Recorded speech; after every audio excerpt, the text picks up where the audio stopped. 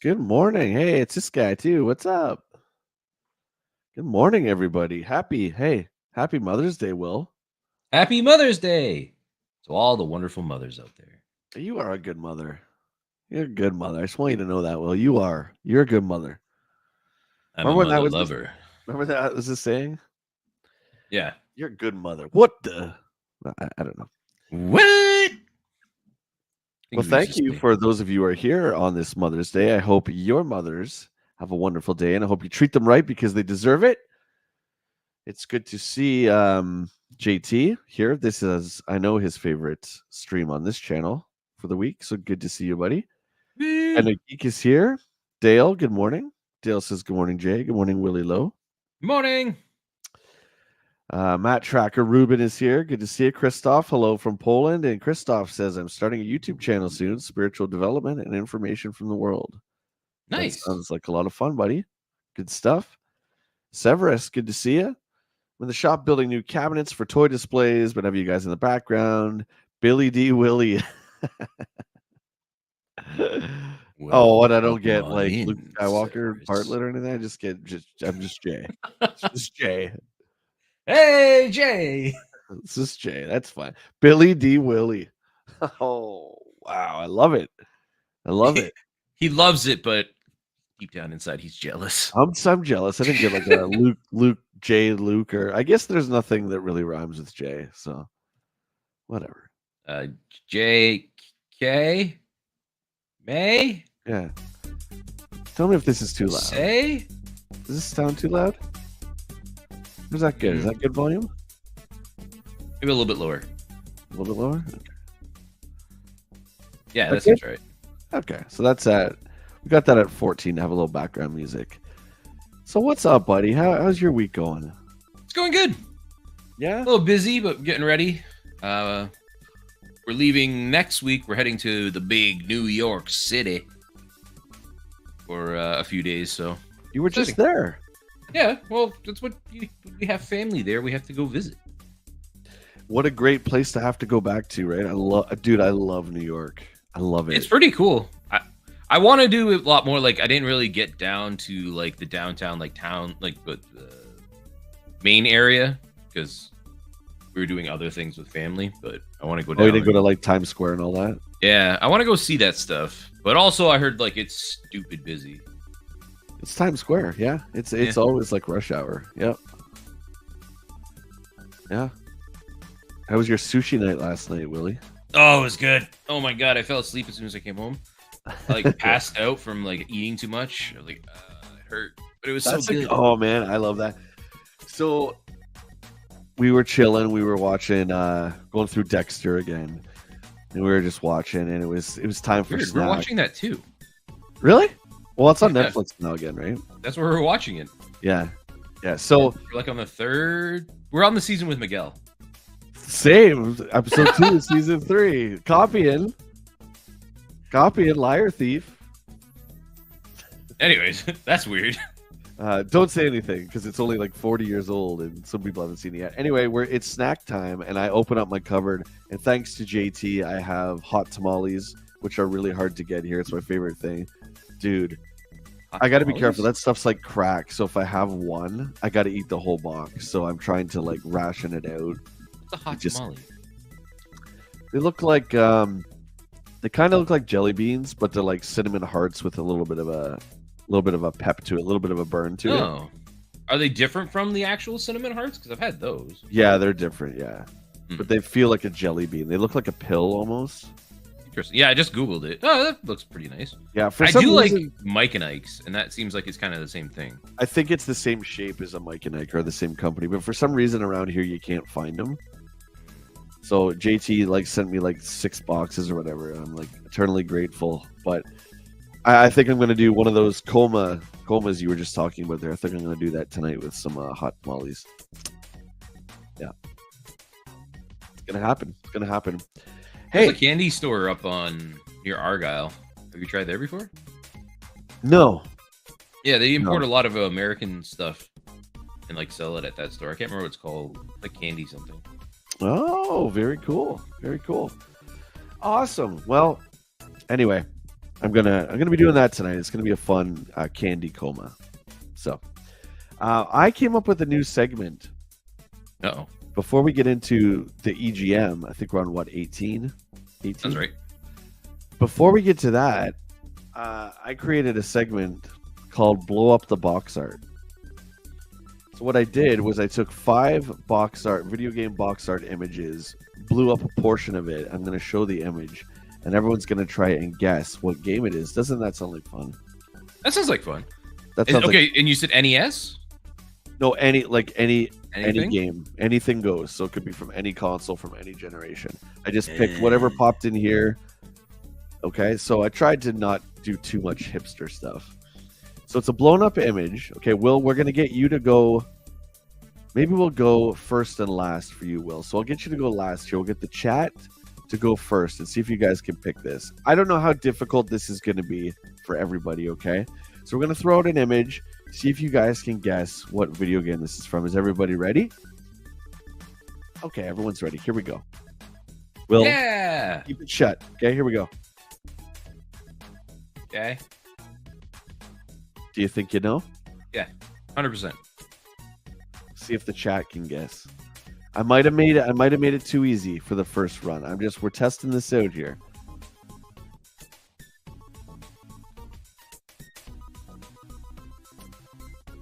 Oh, don't you worry, JT. I kept the hipsterness down. Does anybody know? Okay, well, we're gonna give it to Will then. If no one has any guesses, give her a few minutes. There's a little bit of delay. Type it out in chat. Make those guesses. Come on. Or if you're watching this VOD later, make your guesses down below. I think this one should be pretty. I don't know. It's easy for me because I did it, but I think. That's. Yeah, you put them together, so you should know the answers. I think I would have guessed this. Good morning, Skyfall. Guess the box art, my friend. Good morning to you. Dale, think it's just a video game, any video game from any era. It's just the box art, the images blown out and expanded. It's just a part of the image. Call of Duty, Dale says. Matt says could be Red Dead. Okay. I'm not going to say if you're right or wrong so far. We'll give it a couple more minutes. I know the chat's not huge this morning. That's fine. If everyone wants to take a guess, go for it. I also put a poll up, Will. I don't know if you saw that. Will, if you could have one drink with this person, would you pick Nolan Bushnell, Hideo Kojima, John Romero, or Shigeru Miyamoto? It'd be Kojima. Kojima? Yeah. He wins at 44%. I would have done Bushnell. He lost at 11%. Kojima just seems so wild and out there. Like, I feel like you just have some crazy stories to tell. Right. Okay. Well, we're gonna move on. That game, ladies and gentlemen, is okay. Well, what is it? BioShock Infinite. Give the man a prize. Ding, ding, ding, ding, ding. What up? I did it. Patrick, what's up, buddy? All right. You hang out with Robert. We'll see you in a little bit. Okay. DJT agrees. But Bushnell's the partier, man. He used to have business meetings in the hot tub with marijuana and beers. I'm just saying. Anyway, that's fine. It's fine. What do you think Kojima does? I don't know. It's all a mystery. So you see all the stuff he thinks. So that man wrote Metal Gear Solid. You see the stuff that was in that game? There's only one way you come up with that stuff. If you can follow the story right, you got to be on something. Okay. Next, Will, we're going to get Willie to go first here. First? Oh, my. Oh, no, actually, no. You're going to go second because you're going to know this right off the bat. Okay, guys. Here you go. Number 2. It's blown up. It's distorted. But what is that? Am I going to know this? What is it?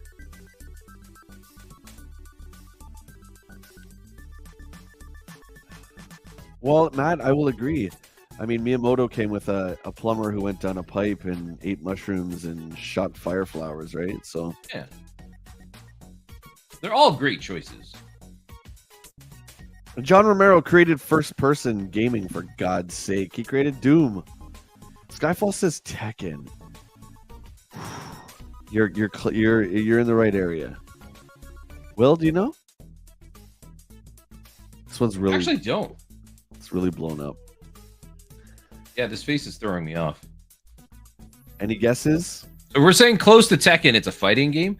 So I said you're in the same. I'm gonna take a guess, but I'm gonna. Okay, one sec. Looks like a dude running for his life after farting in his friend's face. You're in the right ballpark, kinda, yeah. Dale said BioShock. Can play that once. You got to play that, buddy. It's a great game. All right, we got to move on. All right, Willie, take your guess. Street Fighter 6. Street Fighter 6. Good morning, Packers. Yeah. Yes. Willie, 2 for 2. 2 for 2. All right, chat, you got to step it up if you're going to stump the game master, William Law. Packers, that was kind of tough, though, because like I had to think about it. And the scar gave it away on his head. That's a really bad cover, though. I don't like that Street Fighter. I don't like it either. I don't. I played it actually a couple times this weekend, and it was a lot of fun. I don't know. Great. Don't know who this goofy character is. He's making a goofy face. I want to say his name's Cody. I can't remember. He's one of the new fighters that came in. Yeah. I think he was introduced in 5. Here we go. Number 3. Okay, Willie, you hold it. Don't make your guess yet. Number 3, guys. Come on, step it up. Holding it. Come on. That's. Oh. Got it. Come on, guys. Come on, Mo. Is that supposed to be Ryu? No, it's the new character. One of the new characters. I can't remember his name.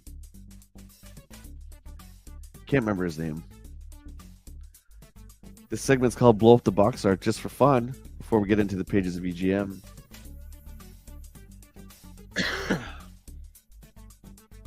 Oh, Pete, what's going on? Pete says Grand Theft Auto 3. I gotta give it to Pete. He's correct. Mutron, you are correct. Willie, you knew that already. Yeah. Good job, Pete. Welcome on in. I was thinking you were gonna do some little sly little move and be like, "Oh no, it's the GTA collection." No. We're test. This is the beta test for this, so okay. I didn't want to make it super hardcore. Pete, good job.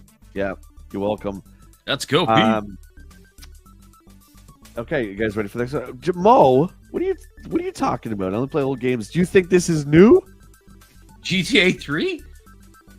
Brother, it's 2001. 2001. You ever seen those shorts or TikToks where it's what you think Zelda 20 years ago and it shows Link to the Past, but then 20 years ago was actually Wind Waker?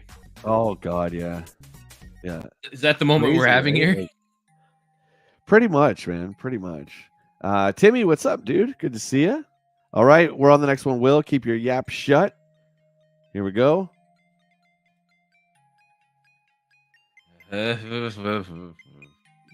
See, this is too easy. It looks like someone's weenus. You may just have to make it closer. Well, do you know what? Maybe it's not too easy because the first two, no one guessed. So it's classic. It's this is a classic thing, right? If you make it too hard, and no one's gonna want to play it, no one's gonna like the segment. So you gotta give them something. Yeah. There you go. E.T. E.T. I think Dale's a little delayed. Yeah, Dale, you gotta come out and come back in. I think you're a minute behind. All right. Willie, what's the final answer? E.T.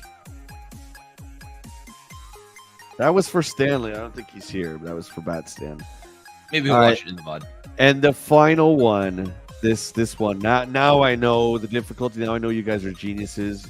You'll get this one right away.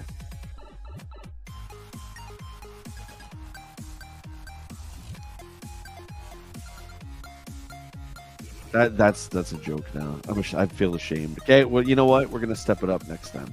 We'll step it up next time. Christoph says, Willie, you've been gone for a long time. Have I? I was here just last Sunday. Wasn't I? Now I'm guessing. I'm second guessing. Well, you were here Saturday night, and then you were here. You were Billy D. Yeah, right. Yeah, I was here twice last week. There you go. Super Star Wars. Oh, Timmy got it first, actually. Does it count though? He just said Star Wars. I don't know, Tim. You got to be more specific. Okay, next time we'll have to call. Yeah, because I put the JVC and then I put the Super Nintendo little logo there. So there you go. You guys got it. You guys are too smart. You're too smart. Look at these wizards. Too smart. Too smart for us. All right. Now we got to read this nightmare. I mean, we got to do this great part. G.I. Joe. Number 18, we're treated to G.I. Joe by Taxon. Are you ready to jump into this, WillLo? I'm excited. So excited. Will, can you name any character on this cover? This is trivia day for you, I guess.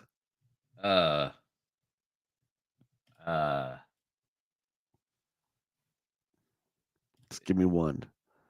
Is the guy in the top right there Coltrane? Woo!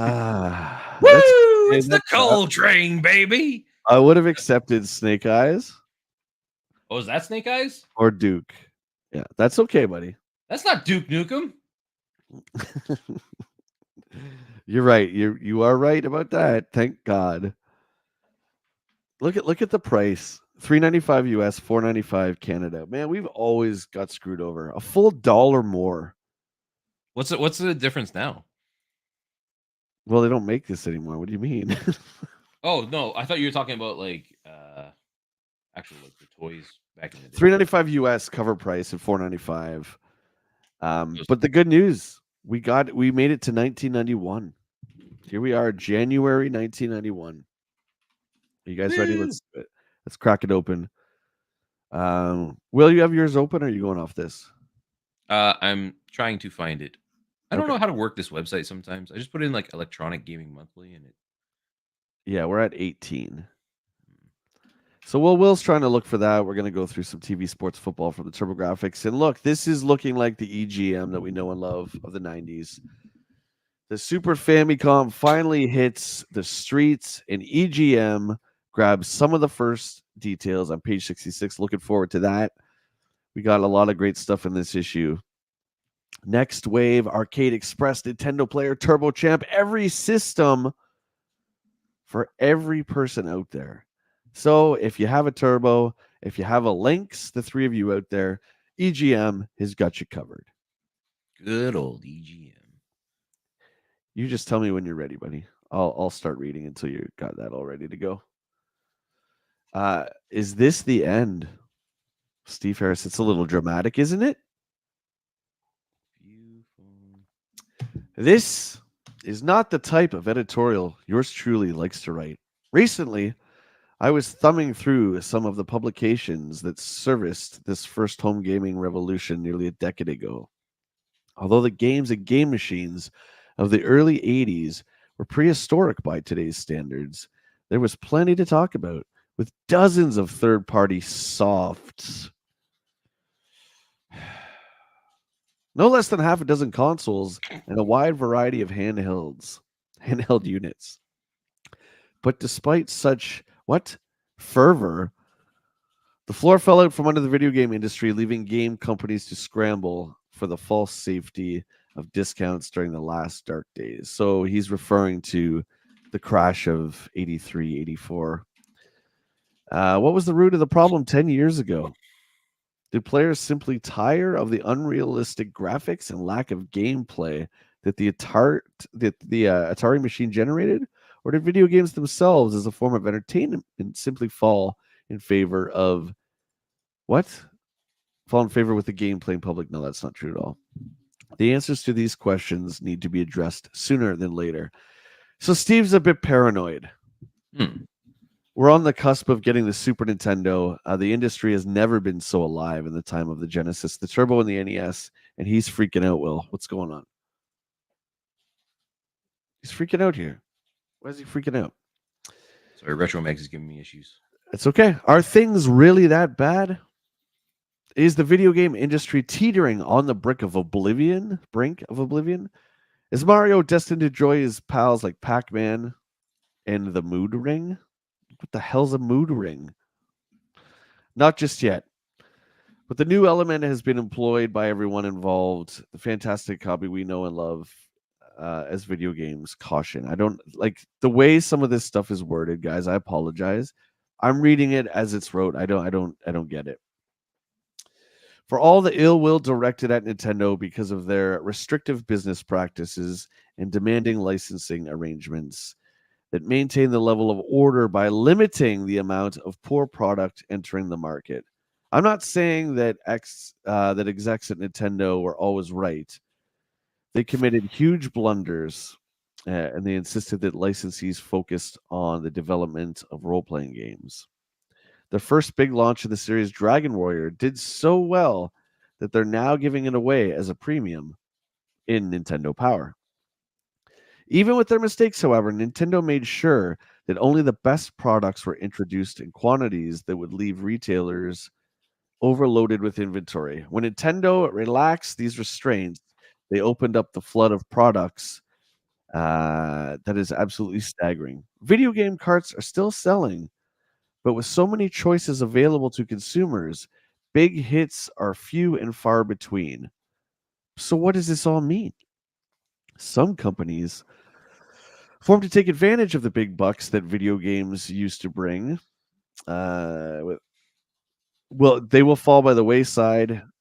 They will thin out the inventory, making room for more serious players.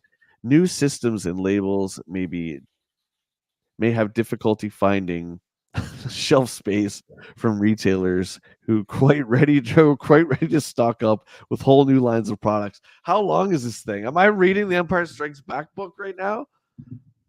This is a whole lengthy thing, but so you got to finish. He's speculating that things are going to come tumbling down. So he's been hurt before, because I assume Steve lived through the crash, and he's just a little paranoid, it seems.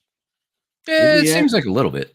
The final answer through this growing dilemma will be more smarter production from game companies to avoid overproduction and the markdowns that follow, bringing with them the financial hurt to all the levels of the industry.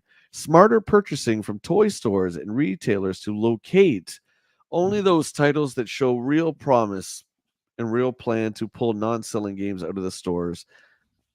Blah, blah, blah. Make the way to the okay.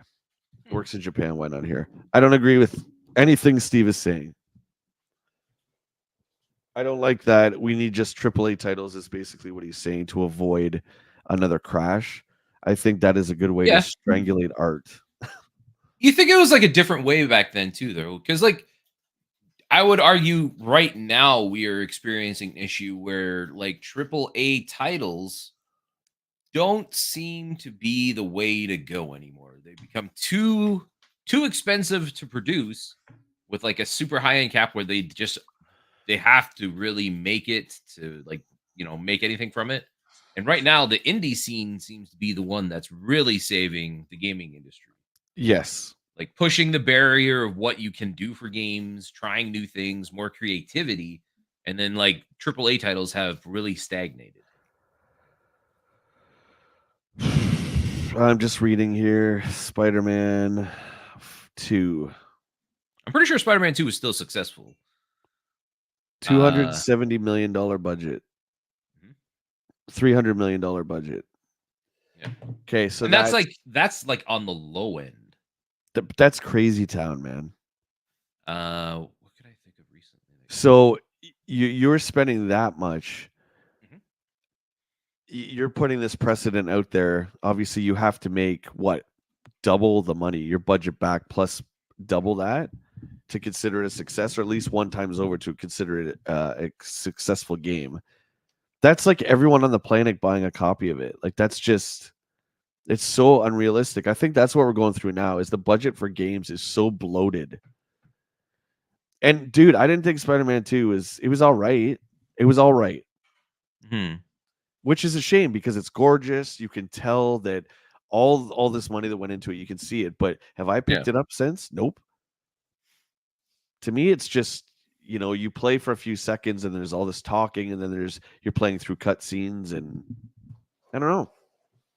Yeah. No, it's true. And like the thing I was thinking, I had to look it up, but the speculation right now, what I was reading, I remember now, is from Rockstar, and that they're guessing that GTA 6 will probably cost around the $1 billion mark for production. So this is from a company that has sustained the majority of their cash flow. I don't have facts. I'm kind of guessing. The majority of their cash flow over the last decade has been because of GTA Online. That is where they're funding a lot of their games. So I would say this is a rare occasion where I think Rockstar is totally fine with doing that because I think they've earned it. They have a business model that's working. Instead of single player expansions for 5, they kept giving us expansions for 5 online or whatever, GTA Online. But the thing is, like, this will also elevate the bar again. And what we're already seeing for the cost of productions, people are going to try to catch up and do that too. So that means more AAA titles are going to be funding more and throwing more in to try to reach whatever success GTA 6 is, right? So we're going to keep going where it's just the cost of AAA titles and development is just going to keep rising and rising. Well, let me throw this out, right? Let me throw this out there to you then, okay? Because you have your Google up real fast. How much of that budget for Spider-Man 2 did Sony have to pay Disney to license Spider-Man? I'm going to guess, I don't even know if you can find that number. I'm going to guess half. I'm going to guess half because that Sony budget. Still owns the Spider-Man license. They rent it off to Disney, right? Okay. So I'm wondering then if that bloated figure was because it is a Marvel property, and then there is this expectation that it has to make so much. I just think my point to all that is I think the number has been so bloated. It's like movies. Yep. Like these Marvel movies, so bloated. Rise of Skywalker. Is that the last one? I can't remember this. I've never heard of that. It sounds awful. That had like a $400 some odd million budget. Yeah, that seems like really low, even though I know it's not. But so we're getting bloated budget, and I'm sorry. Listen, okay, if anyone loves that Spider-Man 2 game, I'm not trying to insult you. This is my point of view. This is my opinion. That's all it is. Okay, I always have to say that. I don't think that game has a soul. It's just, to me, it felt soulless. It felt, I mean, it was the Venom origin story again, except they twisted it. It was someone else was Venom now. Big deal. Who cares? I don't know, man. It's not even like a new story. It's just the same big open New York that looks beautiful, but there's not really a lot to do. I don't know, man. I remember playing through it, dude, and I finished it. And when I finished it, I was glad. I'm like, I never want to play this again. I'm not going to go find the extra costumes. I don't care. Yeah, it just depends on what you're looking for, I guess. Like, I really enjoyed it, but I'm not like big on the comic book scene either, though, right? Yeah, but you know the story of Venom. Like, that's true, but I can still enjoy them even then. Like, I still play Batman games. I still play. How often has Batman been redone and the whole origin and cast of Batman redone all the time? I would argue though that Arkham Asylum had an original story though. They wrote an original story for it where Spider-Man, they just, again, everyone makes such a big deal about the Infinity Gauntlet movies, and it was just like, okay, there's new stuff wrote, of course, but that was a comic book story from 1991. I'm just saying, I think this is a problem we're having with everything, with TV shows, with movies, with video games, where again, it all comes back to we're just recycling this nostalgia over and over again. And every time we do it, it's getting more diluted and more transparent. There's not going to be anything left soon. It's so transparent. Like, what's like, it's beyond see through at this point. I think there's also a difference too with like bringing a lot more things into the mainstream light as well. So if you bring up like the Avengers stuff, yeah, like obviously the Infinity Gauntlet stuff was like way back in the day, but like comic books are big, but they're still like they almost peaked more after like the Avengers series hit the Sure. theaters, Yeah. right? And Yeah. they brought it more to a light. Like I knew of Thanos only because of you, Mm-hmm.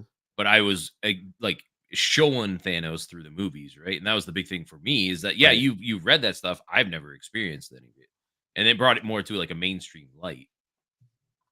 And like the mainstream audience is what everybody's going after, even the Spider-Man games, which it has, and that's because like yes, a lot of people know Spider-Man, but it's still like the mainstream like is bigger than the actual like player like you know hardcore fan base is what I'm trying to say.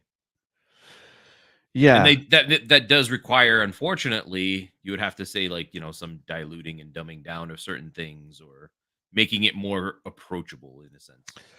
And guys, we're just kind of spinning off here before we started, but that's the way these shows go, right? So hope you guys are enjoying. Please throw your 2 cents in. I want to give a shout out to Stanley for the 9 months. Thank you, brother. Much love. Appreciate you very much. Um, you missed ET, buddy. I had ET up for you. You have to go watch the replay. So how do we go like where we are in the game industry right now? And we look back at last year, and this is something that we talk about on my channel all the time. 2023 was so good for video games. Mhm. And now all of a sudden, a calendar year later, we're at this point where it's like, oh, we're all in trouble and no one wants to play AAA titles anymore. Well, I guess I don't see it. I that's I it's yeah. Uh, You got to take a lot of this stuff with a grain of salt too because Mhm. bad press sells more than good press, right? Oh, of course it does. And Yeah. if you look at everything right now, like gaming is still booming. We haven't seen a decline in sales. The issue we're having right now is that there's an over expectation for things. So if you take into an account for the recent events at Microsoft, where they're closing studios right now, and one of them was Tango, Yeah. Tango Games, Tango Operations. Okay. Anyways, they made the Hi-Fi Rush that came out last year, which is critically acclaimed. It did very well, and their whole like spokesline was like, "We need more developers like this to make things that are groundbreaking and new." And then they shutter the studio. Or they rush it out. Like what was that game by EA? Anthem, Yeah. right? It wasn't Yeah, even because they're trying near to appease done. the shareholders, right? There's Yeah. no consideration. It's become like it, it's it's more of a business aspect now, and then instead of an art form and making something that you want to last, you want something just to be out there and be like, I need money from this. Your shareholders want money, get it out. What are we going to follow? What are the trends that we can do? What is this game done that's made it successful? How can we put it in this so that we can make money? And that's probably one of the main issues right there is just there's the lack of originality coming out from AAA studios. Dale says eventually they're going to have Secret Wars. They already had the the Skrulls invasion. Yeah, I guess. I mean, I think that's great. I mean, I read the book, so for me, I don't know. I don't know. I'm just not interested in that stuff. But that's just me. I'm clearly in the minority. Pete says I never watched or read comics much, even growing up in the 80s and 90s. So when Marvel went mainstream in the 2000s, a lot of that stuff was new and fresh to me. I didn't know the storylines. Yeah, that's fair. That's Yep. totally fair. That's totally fair. All I was kind of saying, and I've said this before, was that everyone was praising Disney and Marvel for being so uh, revolutionary and they're doing something that's never been done before, but really they're just rewriting that story. Obviously, the standalone movies were kind of original stories, right? But the whole Infinity Gauntlet thing was just a comic book from the 90s. And I think anyway, I think you're looking at it too much of like a very simplistic design. Like, yes, it's the same story, but what they did with that universe to bring it out to more of a bigger audience, plus pulling it together as a cinematic, like Yeah. very good, well done narrative, it's still something that not many studios have ever really done.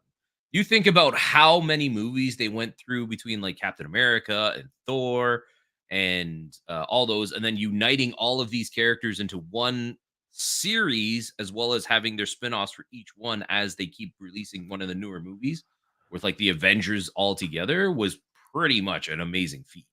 And the amount of people they kept backing in and keep breaking records and stuff all the time, you know? Yeah, it was so great. We've It talked about was this before. brilliant in design. Whoever thought about this and got it all together and working Well, it was thought was out, and amazing. it Yeah. was clearly planned. Right from I don't remember. Was it the first Guardians where we saw Thanos at the end, like the post credits? Like it was planned way back that he was coming, and this was. I mean, it was a brilliant move for sure.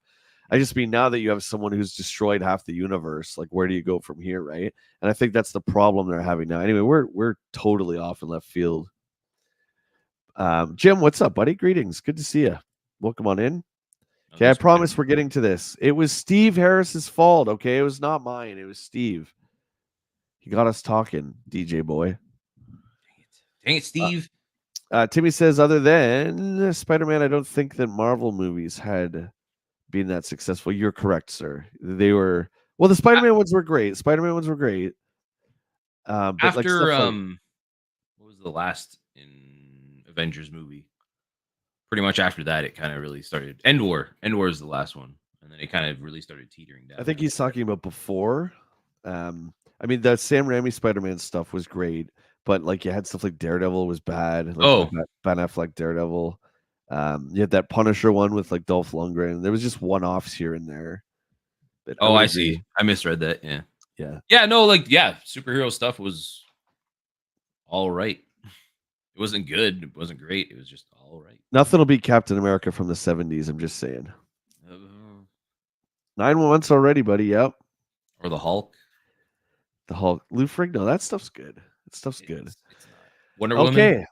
Our second favorite segment, which is the letters to the editor. The first actualies of the video game culture are right here in the pages of EGM. Let's start off. Did you get yours up and running? Yep. More Super Famicom. Wow, this is definitely the big theme here. Your 1991 Video Game Buyer's Guide was one of the most impressive magazines I've ever seen. I totally love your article on the Super Famicom. I am planning to get one. That's great. So am I.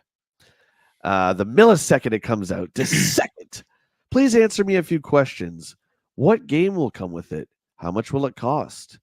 Is there a possibility of a CD-ROM for the system? Says Neil White from Seattle, Washington. Neil. Mm. Going to continue here. What's that guy's name? Orban. Orban? I've never heard of that name. Percole from New York. Okay. You're going to, oh, you can meet Orban next week, buddy, when you go. Oh yeah, I'll go look him up. Oh, same with Mikel Maguette.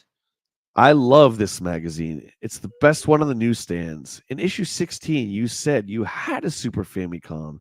Is it really all it's cracked up to be? Really? Keep up the coverage and show us more hot pics. Orban Porcole, whatever, from New York. Then we got one more. Everyone wants a Super Nintendo. I've been reading everything I can find about the Super Famicom, but nobody has addressed the basic problems. If I buy one, will it work over here? A retailer said no, but I see them advertise it, so they must work. Will I be able to hook it up to my TV? Says Michael Magat from New York. Well, Steve's got your answer for you. Oh my God, I'm picking the giant ones today. Just like reading today. This is just a very small sampling of the hundreds of letters we get every month about the Super Famicom. And because of your enthusiasm and interest in this spectacular system, we have created a section in our International Outlook column for this little publicized system regarding the questions of the Super Famicom will indeed work over here. Is that true? Yes, it does work. Actually, you're correct. Because we rented one Ta-ta-ta. from Jumbo Video back in the day. Old Jumbo. You will have to connect it to a VCR or TV with audio video inputs, though, as the TV channels are different in the two countries. If you buy a Super Famicom in Japan, it will cost you 25,000 yen, which converts to $185 in the US. The power supply cables and games are all sold separately. The games will cost about $75 million in yen, which is about $55 to $65. If you decide to buy the package over here, the cost will be somewhat higher. I wouldn't hold my breath waiting for the CD-ROM player for the Super Famicom. While there is a 28-pin external jack on the bottom of the unit, and anything is possible, all the companies are currently scrambling just for right now to get out carts, or softs, as we like to say. As to the quality of this system and games, check out our review of Final Fight and Gradius 3. I hate that term, softs. Well, it makes you think of your business, right? That's what I think of when I hear softs. It's like, Jim, I can hook you up with that. I have the technology, my friend. We'll get you that modem for the Genesis. All right, Willie, you're up. More Sega RPGs. All right. First of all, I wanted to compliment you on your marvelous magazine. EGM goes one step further than any other mag. I own the Sega Genesis and a Nintendo, and I love the way you cover them. Secondly, I want to ask a few questions. Have you heard of the new Sega RPGs on their way besides Phantasy Star 3 and Vermilion? 2, what is the release date for Phantasy Star 3, and will it be made for use with the CD-ROM? That's from Billy Spence from Venice Beach. Venice Beach? Oh, wait, is that not Venice Beach? What's VA? I don't know. What's VA? Everyone in the US? That's not Venice Beach, I don't think. What's VA? They sent a message in a bottle from the beach. It got here eventually. Oh, I don't know. I'm an RPG fan who owns a Sega Genesis and a Master System. I have a few questions which I would like you to answer in an upcoming issue. 1, where is Ultima 4 for the Master System? And 2, why are there so few RPGs for the Genesis? Stan. Hey, Bat Stan wrote that one. It is true that we haven't seen a new Sega RPG in a while. Fortunately, Vermilion will be out in a few weeks, and Phantasy Star 3 will be following a few months later. Beyond this, the future looks very good. Phantasy Star 4 will be one of the first CD games for the Genesis and a new top secret RPG called Shining Darkness will be out later in 1991. Shining Darkness is going to be a real treat as it will have a full 8 meg plus battery. Ooh. And will be done by the designers of Dragon Quest 3.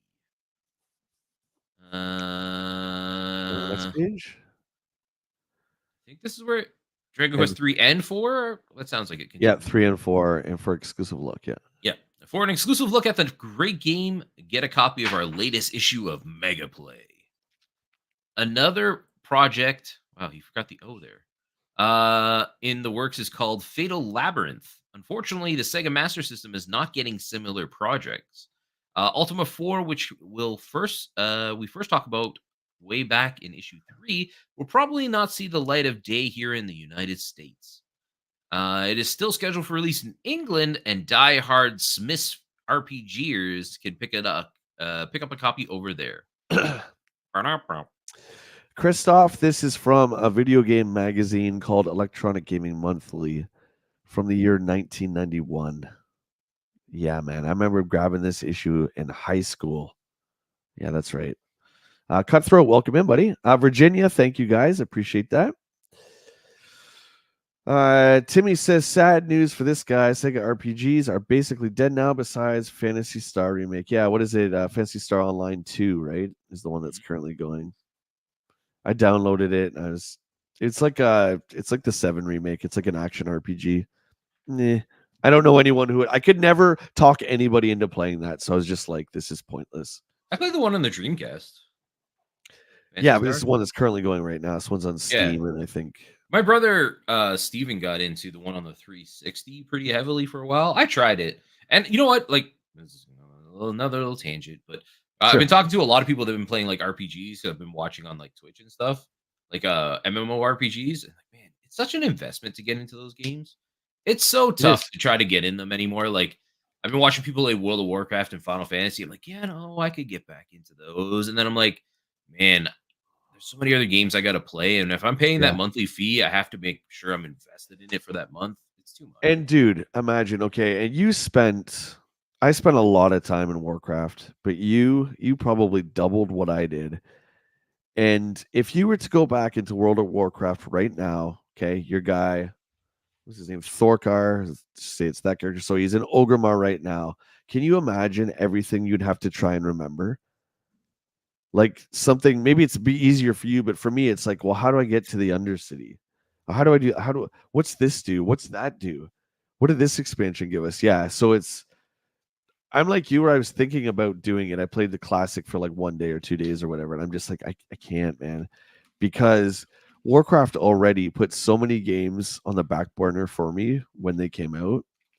I can't do it again. As much as I love it, I'm with you. I just, right, yeah, role playing games in general. Like we're both playing Fallout right now, and that's enough of a time commitment on its own, right? And I would say that's way less of a commitment than World of Warcraft.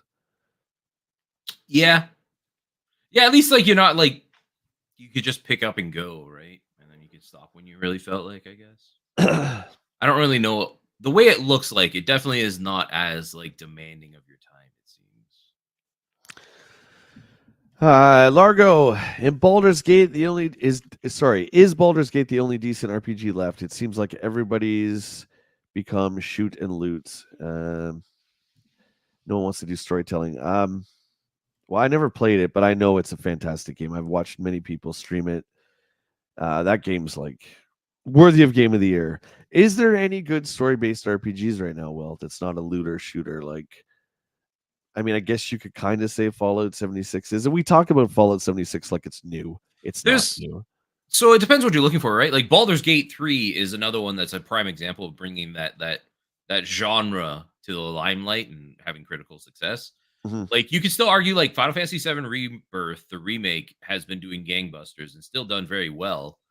And a lot of people really, really, really like that game. There's also another one from an indie studio, Sea of Stars. Hold on, let me grab it. I'll show you the game. Will's gonna go grab that, and I think it's weird too because 16 came out last year, and I don't know a single person that is still playing that. In fact, that game died out pretty quick. Just from like my circles of gamers, I don't know anyone who really got into that, which ties back to the nostalgia that people just want to go back to the good old days, right? Yeah, and Did you? there's something different about the market nowadays too. It's not like it used to be, right? Because we used to get a very like big gap between releases. So today, like you kind of the market today is you finish a game, you move on. There's not really much going back Yeah. to play anymore. But yeah, there's two RPGs I'd recommend that recently come out. This is done from Sabotage Studios. It's called Sea of Stars. Very, Yeah. very close to being Secret of Mana would be the closest proximity of like a title I'd recommend. But this is a physical release. You can get it on digital for a long time. It's been out for over a year. I waited for the physical release to get in because I just like having physical media. We also have this one just came out as well too. This is Sandland. This is the last project brought out by Akira Toriyama before he passed away. May he rest in peace. Yeah. The designer from Dragon Ball Z and stuff. But this is getting really good reviews too. So if you're looking for like traditional like art turn-based like RPGs and stuff, those two I'd highly recommend right now. Yeah, Sandland. I heard. I was watching. I think Happy Console Gamer, Johnny. He did a video on that. It looks so good. Yeah, I want to check that out. That's awesome. Yeah, and good for you for getting the physical stuff still. Still, whenever I can, I will always get physical when I can. Rondo, what are you saying, mate? How you doing? Just restarted New Vegas. I love your picture. That's great. Let's go. It seems to me like with the hype of the Fallout show, everybody went back to one of them. Everybody did one of them, right? So yeah, I know a lot of people did New Vegas again. A lot of people did 4, and like Will and I did 76, I think, for the first time. So New Vegas is great. I've still never finished that one. Yeah, that's one of my would you say gaming faux pas? Everybody talks about New Vegas being the best like Fallout. I've never played New Vegas.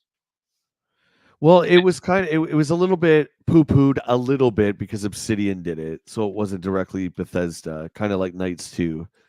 But it's the exact same thing. It plays just like 3. It's exactly like 3. There's no difference. But you got the coolness of Vegas. I don't know. Mo says Fallout 1 is still my favorite. And this guy hates Fallout. That's you totally... sure? I feel like Jody loves. Cutthroat loves Fallout. Willie's trolling. All right. Where were we? More Turbo. This way. Here you go, Cutthroat. This one's for you. More Turbo. I really loved your special article on CD technology in issue 16. It seems that NEC has started to develop more software for their peripheral, the TurboGrafx CD. I've been thinking of getting the CD-ROM, but because it's so expensive, I wanted to wait until more software came out. This guy can say software. Yeah, so why can't everyone else? Yeah. But after seeing the spectacular review you gave on Wise in issue 15 and the great preview of new games to come, I've decided now is the time to buy the player. I do have a question. Will the TurboGrafx CD-ROM player play the Japanese PC Engine CD-ROM games? If the US unit also plays the CD plus G discs, will it play any CD? Will it play the Genesis CDs? Oh, I'm sorry, William Mason. I have to make fun of you. Silly lad. Sorry. You're really choosing the long ones today. Holy hell. Will it play the Genesis CD-ROM games? No, William Mason from Virginia. It will not. I'm sorry. Oh my God, this is the 3-parter. I know, that's what I was saying. And then look at the response. Here, you do the second one. Tag you in. I hope all those Turbo players who said you don't cover enough of their system will take a long look at issue 16.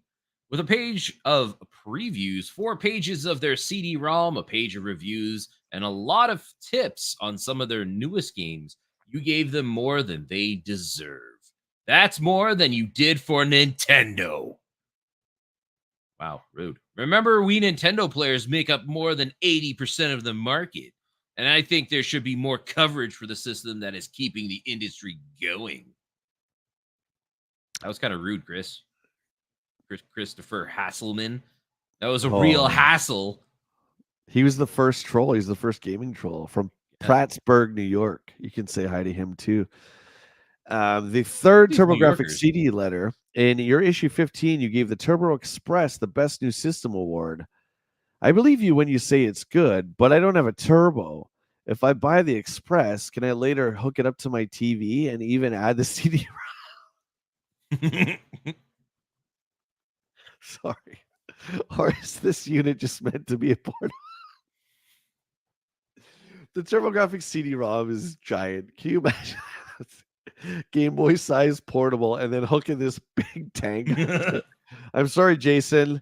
I'm not laughing at you, but I am, Jason Bailey. We're laughing with you, Jason Bailey. What's IA?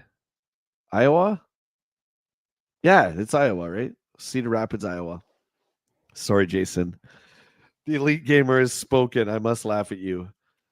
NEC is indeed starting to come out with more CD titles. It looked rather questionable at first, with only Fighting Street Fighter, and Monster Lair out for the CD. But with Wise, Final Zone 2, Veilus 2, and Last Alert now in the stores, the peripheral is beginning to get more attention. Add in all the great CD-ROMs from Japan. Yes, the PC Engine CDs will work on the TurboGrafx CD player, like Super Darius, JB Herald Murder Club. What the hell is that? And Wise 3. Plus, consider the long list of new titles that are scheduled for the release later in 1991, such as Sherlock Holmes, previewed in this issue. It Came from the Desert, Camp California, Jack Nicholas Turbo Golf, Lords of the Rising Sun, Shadow of the Beast, and Loom. And you'll see that the TurboGrafx CD player will be more of a necessity than a luxury. I really don't like, Will, how they call it's a peripheral, yes, but it's its own system too, right? I wish they would just call it like, I guess they don't want to scare off people who just bought a turbo by thinking, oh, you got to get this thing too. But I don't know. It's just a minor gripe. While compatibility with the new CD plus G music videos was built in, the Turbo CD-ROM will not be able to play the Genesis CD-ROM discs when they come out. It is true that we've devoted, oh my God. It's true that we have devoted more editorial space to the TurboGrafx in the past few months. Much of that was due to the fact that the CD format is beginning to catch on, and NEC is out there first with the CD-ROM player. This is true. We want to adequately cover all that is new in this exciting medium. We haven't forgotten the Nintendo system either. With over a dozen pages devoted just to the Super Famicom and its software, we are very excited about the new 16-bit from Nintendo. The Turbo Express, as good as it is not meant to be a substitute for the base unit. There are no video outputs to connect to the TV, nor can the CD-ROM be connected to it. But consider the good points. Unlike the Game Boy and the Game Gear, you can use the same software in the portable as in the main system. The add-on tuner makes a fantastic portable TV, and the resolution and color purity are accurate enough to use it as an in-field camcorder monitor. Wow. The Turbo can really do anything. Hey, Robert. Good morning. Guys, there's a lot of you here. Happy Mother's Day. Love you guys. Thanks for hanging out with Will and I. Please do not forget to thumbs up the live stream if you're enjoying it. If you're new, of course, please consider subscribing. Make sure you do the same for WillLo. That is an order. TJ, good to see you. Happy Mother's Day. Sorry, Joe. I dozed off. What the heck happened? Take it away. Look at this one. I like this one. Oh. Where is Flight Club Zelda 3? What the hell is Flight Club? Flight Club? I thought, yeah, okay. Yeah, it says Flight Club. Your coverage of the Super Famicom has been second to none. You say you have covered almost everything, but you haven't shown us any pictures of Nintendo's flying game called Flight Club. How about something? I don't know why Greg. That's so funny, Flight Club, because we think Fight Club, right? Yeah, initially my brain's like, Fight Club? Yeah. Back in issue number 6, you said Nintendo would be coming out with Zelda 3 for the Super Famicom. In all of your recent coverage of the games for this system, I didn't see any mention of Zelda 3. Bob Jackson, Reno, Nevada. Oh, okay. That's like 3 pages away. We gotta skip past the Genesis does what Nintendo. Okay, still great. Okay, here's the response. Over the past year, there have been a few changes to the games which will be coming out for the Super Famicom. Zelda 3 was on the original list, but Nintendo has decided to bring out a conversion of the computer game SimCity before Zelda 3. The flying game that you are probably referring to has a few name changes. In the original list, it was called Dragonfly. About 6 months ago, it was changed to Flight Club. As of last September, when the system was officially introduced, the name was and still is Pilot Wings. Any reference to this game as Flight Club is coming from information over half a year old. Cool. I didn't know that. I love Pilot Wings. Yeah, I don't know. What Flight Club that game is so much fun. Cutthroat says the first rule of Flight Club is not to talk about Flight Club. Well, you just typed it out. You just typed it out, buddy. You broke the rule. Yeah, they do meet. There you go, Tim. See, there's the big reveal. Pilot Wings. Yeah, I mean, showing off its Mode 7, the game was definitely incredible. And this has been a launch title for the Super Nintendo and a launch title on the 64. Yep. And it's showcased what the new console can do. So it is a great game for sure, and it's great to show off the tech of the new system. Patrick, good morning. On your fourth cup, dude. I'm on my second. Will, what are you on? My second as well. Yeah, there you go. May need a We got to third. catch up to Patrick. All right, I'll go grab another one. Okay. Fresh pot. Fresh pots time. Konami for Genesis. My favorite game in the arcades is Aliens by Konami. I know they can't do a decent job in trying to make it for the Nintendo. Hey, jeez. Sheesh.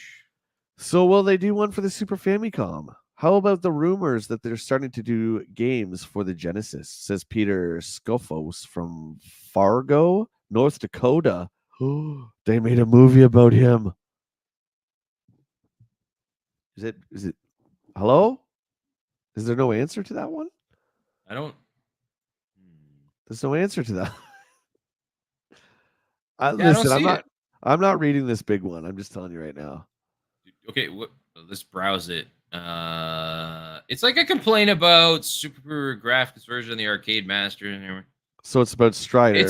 It's like the difference, like the megabytes in each of the things and sound. It seems like a technical job jash of stuff.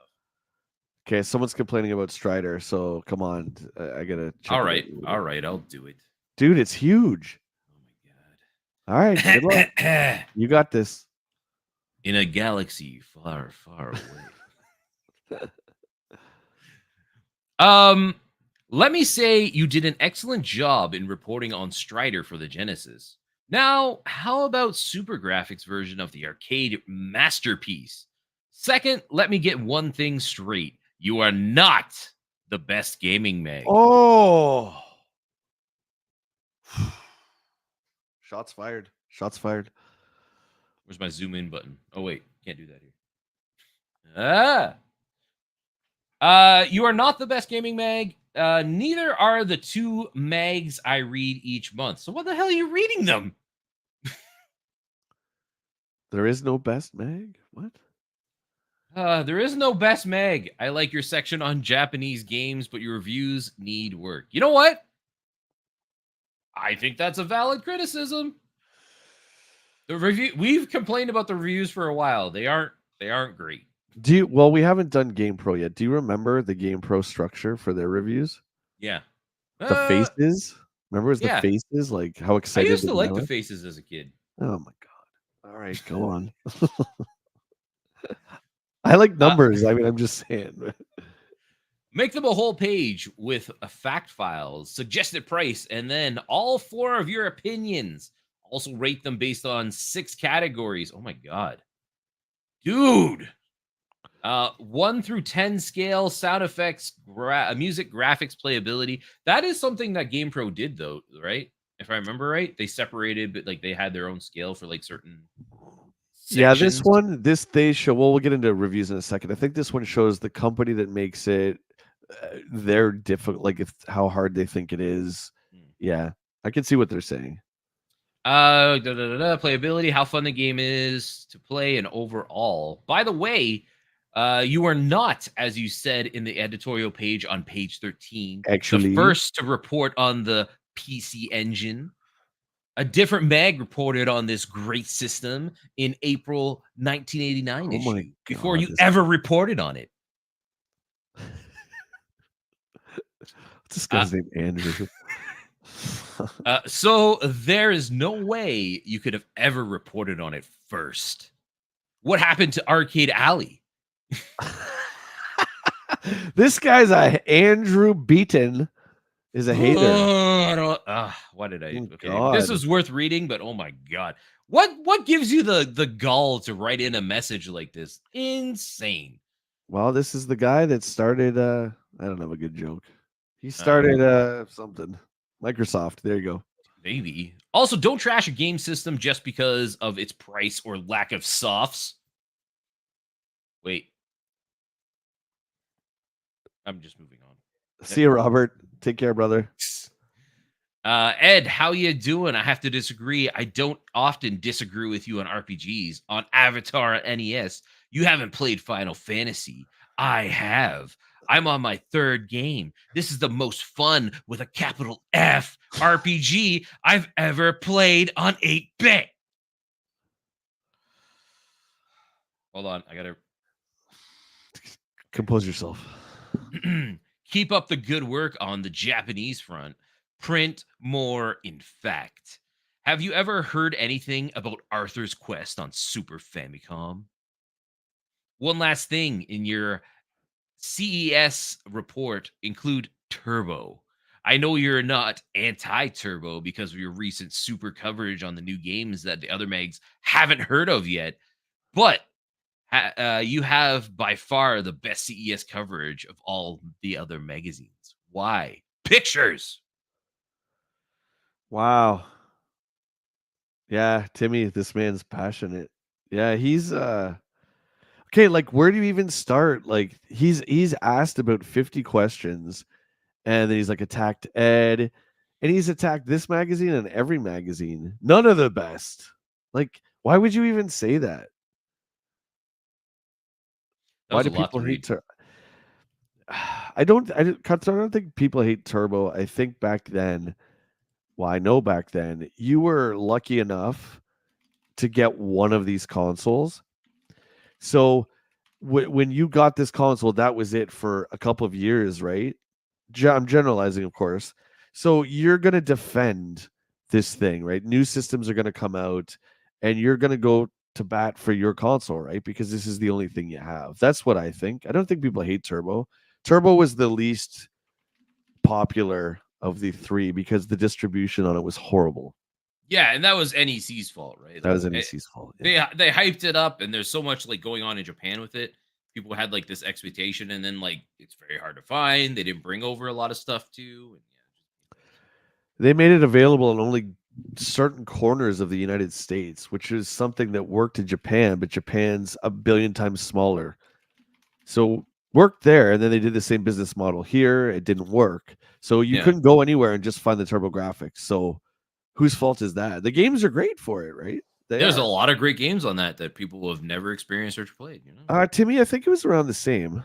I think it was comparable. It was when you got into the CD-ROM, which you didn't need, right? But you could only play certain games with the CD-ROM. That was out there. Yeah, it was a different ball game. Was it very expensive? How much was it? Was it $2.99? I want to say $2.99. That seems like the number I remember in my head. Yeah. Not because I experienced it at the time. I just remember in the magazine. It was expensive, yeah. Wow, Andrew. Okay. I can read the reply. Oh my god. I can do the reply if you want. All right, yeah. You go. Thanks for your opinion, Andrew. You may not consider us the best mag on the market, but don't worry. We'll always be doing our best to deliver the hard-hitting info that we know you're after. Regarding Strider for the Super Graphics, we did get a chance to try it out. This fantastic 8 meg soft when we were in Japan in September. It indeed is a spectacular game and really shows off the capabilities of the Super Graphics. It will be a while before it comes out, but to hold you until then, there's a few pics of the Super Soft. Listen, dude, it's not you. It's their writers, because we read people's letters, no problem. Yeah, sometimes it's just the way they word things. The way they word things, yeah. So anyway. Your comments about our game reviews are interesting. Actually, if you think about it, we are doing most of what you suggest. If the game is good, we give it a page or even two, plus a fact file. And the issue before our review crew gets it. Oh. I didn't realize that. Well, that makes sense. Yeah. The whole purpose of our 4-person review crew is, as you stated, you agree with Ed RPGs, to give several opinions by a stable base of players, each of which has specific likes and dislikes. A 1-person review can easily have biases because he doesn't like the type of game. To break out specific categories gets lengthy, and our overall 1 through 10 number actually takes into account all the categories that you list. If any one category is unusually good or bad, the reviewer mentions it in his comments. Sometimes. Almost done. You really went out on a limb to say we weren't the first to break the news on the PC Engine. Unfortunately, you didn't see our 1989 buyer's guide, which was published in October 1988. Ooh, snap. It had a lengthy article about the PC Engine. In fact, Quarterman was the first to break the news by way back in July 1988 with a photo of R-Type to boot. Sorry, Andrew. Our editors don't just sit behind their desks waiting for news to come to them. They are out in the field where and when to get the news that's being made. And many times, even before. Oh, there we go. Arcade Alley will pop up as in this issue when there is something spectacular to report. How about it, folks? Any other suggestions on how to make the book even better? Do you like that at the end? He's like, anyone else? Bring it. Yeah. Anyone? Wow. Well, Andrew, I hope you're ashamed of yourself because you got actually the first ever actually. You heard it first was in EGM, January 1991. There we go. Actually, get actually. Let's go to Patrick. Patrick says, I got NES, so no money for other systems as a kid. As an adult, it's a bit different for several factors. I had a few Xboxes, but mostly stick to PlayStation. Yeah, obviously, when you're old enough to start, you get a job and you make your own money. You can do what you want, right? And that's what I did. That's why I got all the systems because I'm an idiot. But yeah, when you were a kid, it was if you were lucky enough to get one, you got one, right? So you had to pick and kind of just go from there. All right, that was an interesting segment. We're on to the review crew. Whew. Oh, it felt like it took forever to get here, but we made it, friends. Yeah, there was a lot. Even the editorial was very wordy. Lots. We're here. So this month, Steve, the boss has moved on to an early prototype of Ghouls and Ghosts 3, which is, of course, Super Ghouls and Ghosts for Super Nintendo. The best Ghouls and Ghosts. The best one, yep. He says it's an 8 meg wonder and one of the best games ever. He is not wrong. All right, what's Ed been doing? Ed, let's see, gotten the I'm guessing that's Street Fighter fever. Super Famicom. Is it Street Fighter or Super Famicom? Oh, we'll never know. Street Fighter 2 is not out yet. Well, he could be playing Street Fighter on, the Turbo. All right, Super Famicom it is. Yeah, this is why you don't use abbreviations. See? Street Fighter's not out yet. Come on, buddy. You call yourself a video game? No, you're thinking Street Fighter 2. I'm just saying. I'm pretty sure Street Fighter 1 is out. It's awful. Ed's gotten the Super Famicom fever. Whatever.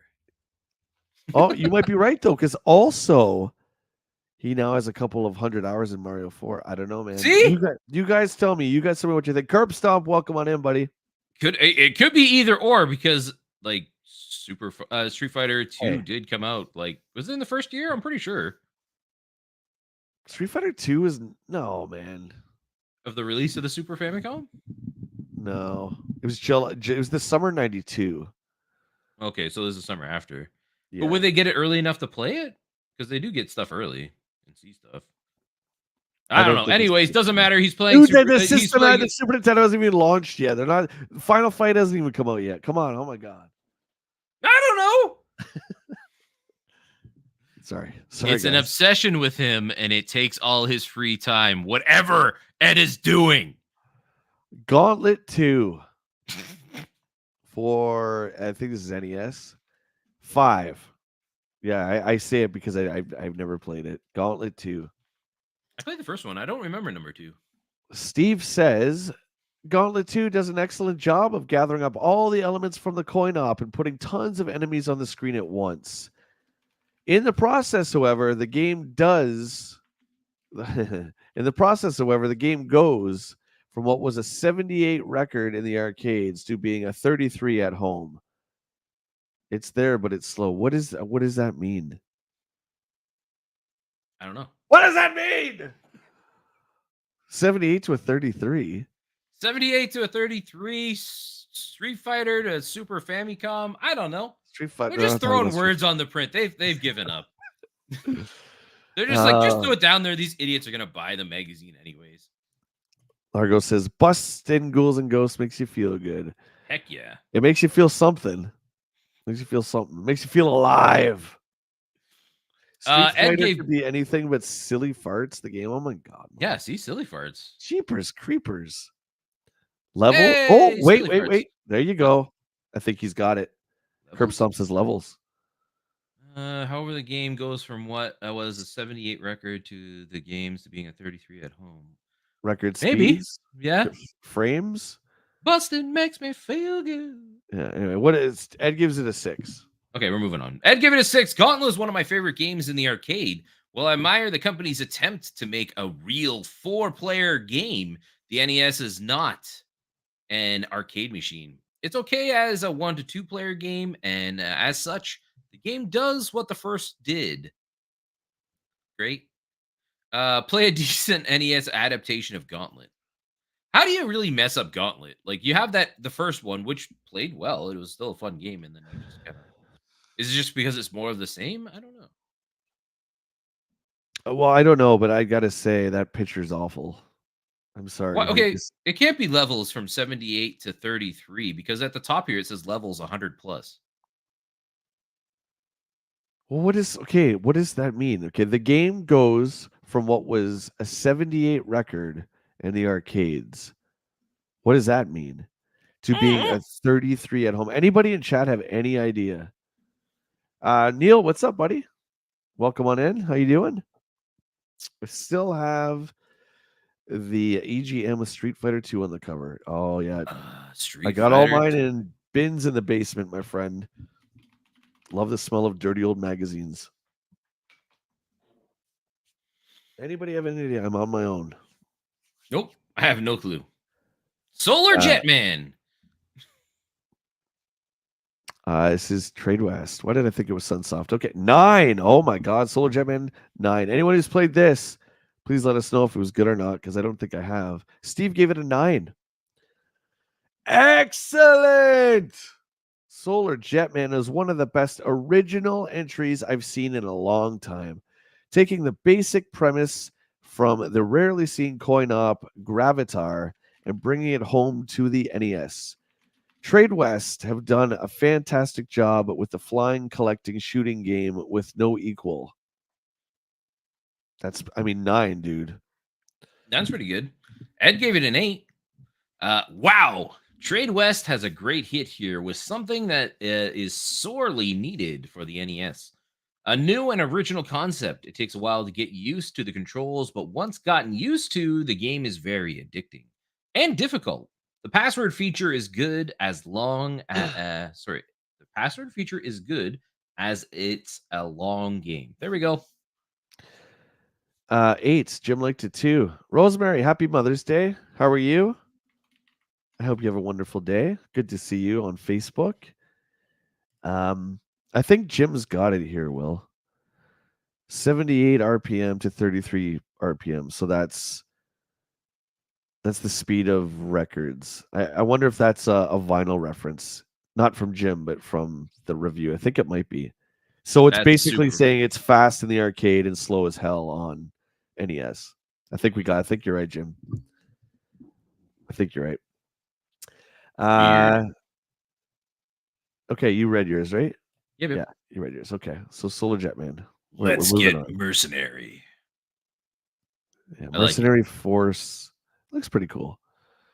Skull and Crossbones. Oh, this is a Tenjin bootleg. Bootleg in the movie, baby. B-Man, what's going on? Welcome on in. Happy Sunday to you. Happy Mother's Day. 4. Ugh. So you guys across the board, everybody says it's bad. The Nintendo was very strict, and you were only allowed to release 4 games each year on the NES. You had to abide by Nintendo's standards, and Tenjin, which was a division of Atari, didn't care, made bootleg games anyway. I shouldn't say bootleg. There were games that did not have the Nintendo seal of quality. So here we go. Skull and Crossbones 4. Skull and Crossbones lives up to the arcade version, which is based in almost every respect. You get jerky gameplay. Okay, so they don't like it, I guess. You get jerky gameplay, poor control, a frustrating goal, and very little to be excited over. Skull and Crossbones is one of the first Tengen titles that didn't gush of superior design. 4. Lose. Lose. I was surprised to see this type of product come from Tengen. Their previous games were good arcade conversions, but while this does duplicate the arcade game, some coin ops need help. As is, only the very young will appreciate what this game has to offer. I'm not familiar. You guys familiar with Skull and Crossbones? It just doesn't sound like it was a very good game, just in general, and they just ported it over. How in the blue hell are we supposed to know what they meant? I wouldn't have thought about vinyl when this issue was released. Yeah, I It's gotta just a give weird. hats off to Largo for figuring that one out. It makes total sense though. Yeah, there you go. Adventure Island 2. Any Adventure Island fans out there? Will, I think you might be. Heck yeah. Yeah, I love Adventure Island. Yeah, Super Adventure Island on the Super Nintendo. Ah, so good. Good stuff. Just a series nobody ever talks about. So Steve gives it a 7. Adventure Island was a completely excellent multi-round action adventure game, and the sequel not only lives up to the high level of quality, it actually surpasses it. Adventure Island 2 throws in all types of new objectives to interact with. Objects, my apologies. Throws in new types of objects to interact with, expanding the scope of the first game and delivering plenty of fun. And it's all about the fun of the NES. Hudson has the right idea. Take a good adventure game and make it better in the sequel. It is longer than the first, and you'll get your money's worth out of this one. A good variety of levels and backgrounds. I like the cute dinosaurs you get to ride. 7. That's right. Ed gave it a 7 for dinosaur riding. Wait. I would say 7's pretty good. Yeah, I would say I really like the Adventure Island games, but yeah, that seems accurate. It's a competent. I mean, they're very. It's a very basic version of Mario, right? Like, there's not a lot to it. But it's just Adventure Island is one of those games where you just keep running, you don't stop, right? The idea is not to stop running, so it's a little bit more simplistic than Mario. I think it's all right. Ghouls and Ghosts on Master System. I streamed this last year. It's quite a bit different than the Genesis / arcade version of Ghouls and Ghosts. It's okay. It's different. Graphics aside, there are some differences. You get to upgrade the armor. Arthur, I think you get to upgrade his helmet, torso, and something else. You get to choose. There's like a shop system in it. So I like the fact that they changed it. And Capcom did that a lot with the Ghouls and Ghosts and Goblins games on every system. It was different. So I applaud them for that. It wasn't my favorite one, but it was certainly something. Oh, difficult average. Yeah. Well, Mo, I think things were different back then, right? Games were crazy hard. And I don't know. Like, I played Super Ghouls and Ghosts my whole life, and it's hard, yes, but I'm kind of just used to it. And when I was getting ready for the stream this week, I was watching some videos on it and stuff, and everyone's like, "Oh, the hardest game ever on Super Nintendo." And I'm like, "Really?" I thought there were harder games, but it's just different back then, man. Yeah. The games were developed entirely differently too, right? Like, it wasn't more of like a cinematic story experience. Yeah, exactly. So 7 from Steve. The 8-bit Sega translation of Ghouls and Ghosts is pretty amazing. The graphics are some of the best you'll ever see on the Sega Master System. The gameplay remains just as strong. Sound quality isn't up to 16-bit standards, but there aren't many Sega Master System titles to strongly recommend, but this is one. Ed gave it an 8. Sega is starting to breathe more life into the 8-bit. Why did I say 18? Many of the other titles were only mediocre at best, but Ghouls and Ghosts turns that around real fast. For a 2 meg game, The product is spectacular. All the levels are there as most of the action. The bosses are done well, and Loki is exceptional. Well, some of us never got to Loki, so That big gamer Ed showing off. Mutron says, Willie, I want you to be the next movie announcer guy. Okay. Got it. I agree. I think Will's got a great radio voice. When I can't think of anything else to say, Mutron 78's coming to save the day. TJC says the Master System version was a little easier, if I remember. I never played the Master System one. Ed speaks his own language in the reviews. He does. He does, because he don't give a lips. Moving on. Jackie Chan's Action Kung Fu for the NES. Whoopah! Check it out. Rondo says the Lion King is the hardest. The Genesis one, I think you're referring to. Yeah. Lion King was rough. Yeah. And the Aladdin game, too, that came out. Remember, both those games are rough. Yeah. Christoph says the problem with the internet may be caused by an explosion in the sun, which is already directed towards the planet. Oh, the flare is going off right now? Yeah, I don't know, buddy. I'm not too sure. Vermilion. Jesus, for the love of God. It's called Sword of Vermilion. It's called Sword of Vermilion. Sword of Vermilion. Oh, my God. Sorry. Are you upset? Well, they keep calling it Vermilion. It's not called Vermilion. It's called Sword of Vermilion. The Sword of Vermilion. Sorry. By Sega for the Genesis. Difficulty hard. This is an RPG. We were doing the Switch variety stream yesterday. This was on the Switch store for Genesis. It's pretty close to Phantasy Star with a medieval coat of paint on it. A few side-scrolling parts that are different. But I love this game. I think they only ever did one. And this is it. 7. That's low. Steve says, the Sword of Vermilion comes close to being an RPG, but it basically falls into the wander around until you bump onto something and fight it for experience to move up to higher levels class. Steve, that's what's called a role-playing game, buddy. I hate to tell you. Yes, you never played a role-playing game before? That's an RPG even back then. Graphics are decent, and the quest will give your money's worth. Fantasy fans won't be disappointed. Steve, I'm disappointed in that review, my friend. Jeez. Ed liked it, though, giving it a whopping 8. I liked Vermilion. It's weird to say Vermilion. Huh. What does Vermilion mean? Anybody know what that actually means, that word? Vermin. I don't know. I like that. I think it's the Sword of Vermilion. I think it's cool. When you add sword in front of it, it sounds a lot better. On its own, though, you're just like Vermilion. Vermilion, I believe, is the land, because this is the Sword of Vermilion. Anyway. Okay. I like Vermilion because it's a decent quest game. While not up to Phantasy Star standards, this is the only quasi-RPG game out this season. The different views of the action is great, and the side view battle scene is a welcome feature. Yeah, it's very good. I think it's great. I don't think I've heard of this. Matt says, can you imagine if we still called games by how much memory they took? Let's play the 400 gigabyte The Sims 4 with every single expansion.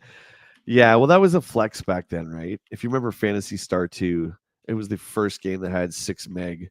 And that was a selling feature, right? Because you knew you were getting more of that thing you loved. So back now it would make sense. Remember when, Will, here's a little trivia for you.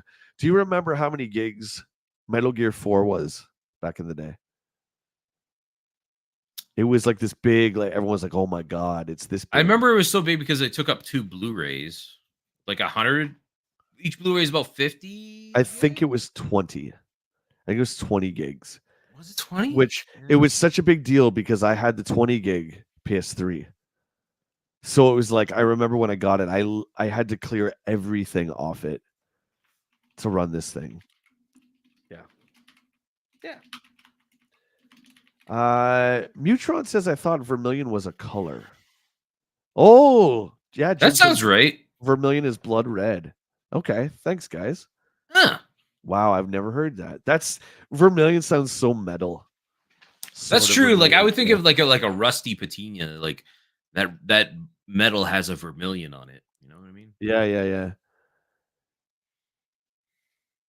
Stanley says, "You mean you don't roll on the floor and play a role playing game? Who knew?" Yeah, I know, right? Don't tell me what I don't do. Granda by Renovation. I don't recall this one at all. Isn't it 8. Granada? Granada? What did I say? Granda? Yeah. Yeah, Granada. Granada is a company in Canada. It was.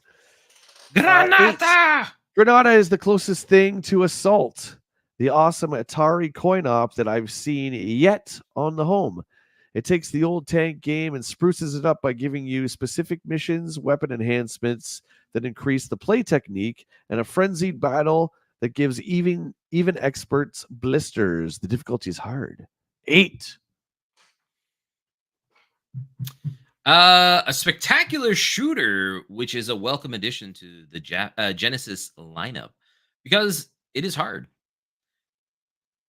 Most Genesis games are simply wimpy. Wow. Wow. And When it the comes to hater, being he's back. difficult, He's back, baby. but wait until you get to the 9th level of Granada. It is almost impossible. Well, that doesn't sound like that's a good thing. I don't know. Good 3D effects and great bosses. If you get to a point where like that late in a game in the 9th level and then like it ramps up the difficulty where you feel like it's impossible, that's not good gameplay to me. That's every Midway arcade game, man. And Just yeah, but then you got to take into the staple of like, fun. yeah, like as an arcade release, that makes sense because it's a quarter cruncher. They want you to blow your money, right? Yeah, As yeah. a console release, that doesn't make sense. Matt says, I hear or see the word Vermilion, automatically think of Rick Hunter and the Vermilion Squadron of Robotech.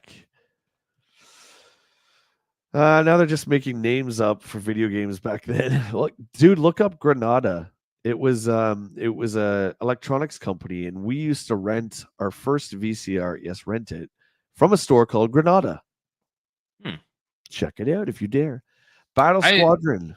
I think of Granada, and I think of like Call of Duty, like the World War II games when the Germans would throw a grenade, like Granada. Fair. Battle Squadron for the Genesis by Electronic Arts. 5. Another colorful shootout. Battle Squadron just didn't deliver any new thrills I haven't seen before on the Genesis. The game is a solid piece of blast 'em apart action, but after a while you begin to wonder if you haven't already stared down the battle of this cannon. Steve, I'm not. You're right up. Great multi-level scrolling backgrounds or 2-player action. It's a tough choice. EA had to make, but a tough choice EA had to make. But I would rather have the great backgrounds. Maybe. The game looks flat, like something that was done on 8-bit. When stacked up against the competition, this is only average. It doesn't. Has anybody in the chat played Granada or Battle Squadron? I haven't heard any of these 3 games. Christoph says Canada is apparently building an intercontinental passenger plane that will reach Europe in an hour. What? We can do that? The Starship Enterprise. That would be pretty sweet. Hey, Will and everybody, have you seen that portal thing that they made? That European portal? It's like you're looking into this giant mirror, but I think it's somewhere in Europe, and people in real time look at it, and the other side, it's like in the US, and people can see each other in real time. Really? Look it up. Look this up. Yeah, look it up. It's like called some kind of portal thing. European portal. That's what I'm looking for. Yeah. This is not what I want.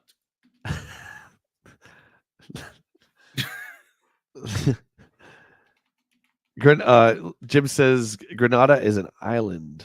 It's also the name of a really tasty chocolate bar that we get in Guatemala. Ooh, nice.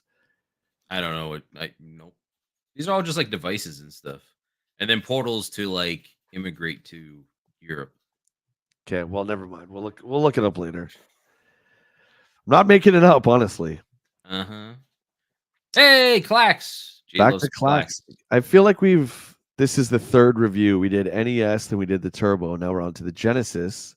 Which looks leagues better than the others. Yeah. And unlike Nintendo, Sega welcomed Tenjin with open arms.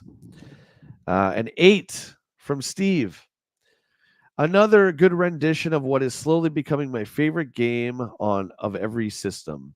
The sounds are better than on most of the other versions, and the graphics look pretty good. If you're looking for a puzzle game on the Genesis, this is probably the best you'll find. Solid 8. Yeah, Eddie also gave it an 8. While like columns, Clax is still unique as you have specific goals to reach before you can progress to the next level. Going for the X is fun as the other great combinations. I don't know what that means. The hidden warp level is a challenge to get a very addicting game. Going for the X is fun, as are the other great combinations. I've never played Clax, so does that make sense to somebody who's played Clax? I would assume it going for the X is probably like getting a Tetris in Tetris. It's probably something like that. I don't remember, but Okay. yeah. I mean, fair enough. Final Zone 2 on the TurboGrafx 6. Ooh, not good. So whoever bought the TurboGrafx CD-ROM is going to be mad. Next month we're going to get some angry letters because you spent $2.99 and now you get a 6. Come on. A 6. Wow. Final Zone 2 has a great CD-ROM introduction, complete with vocals, which was huge back then. You guys got to remember. And wild cutscenes with real speech. But when you trim all that away, you're left with a fairly routine walk and shoot in the same vein as Commando by Capcom. The graphics aren't anything to write home about either. I feel like they should have, led with that.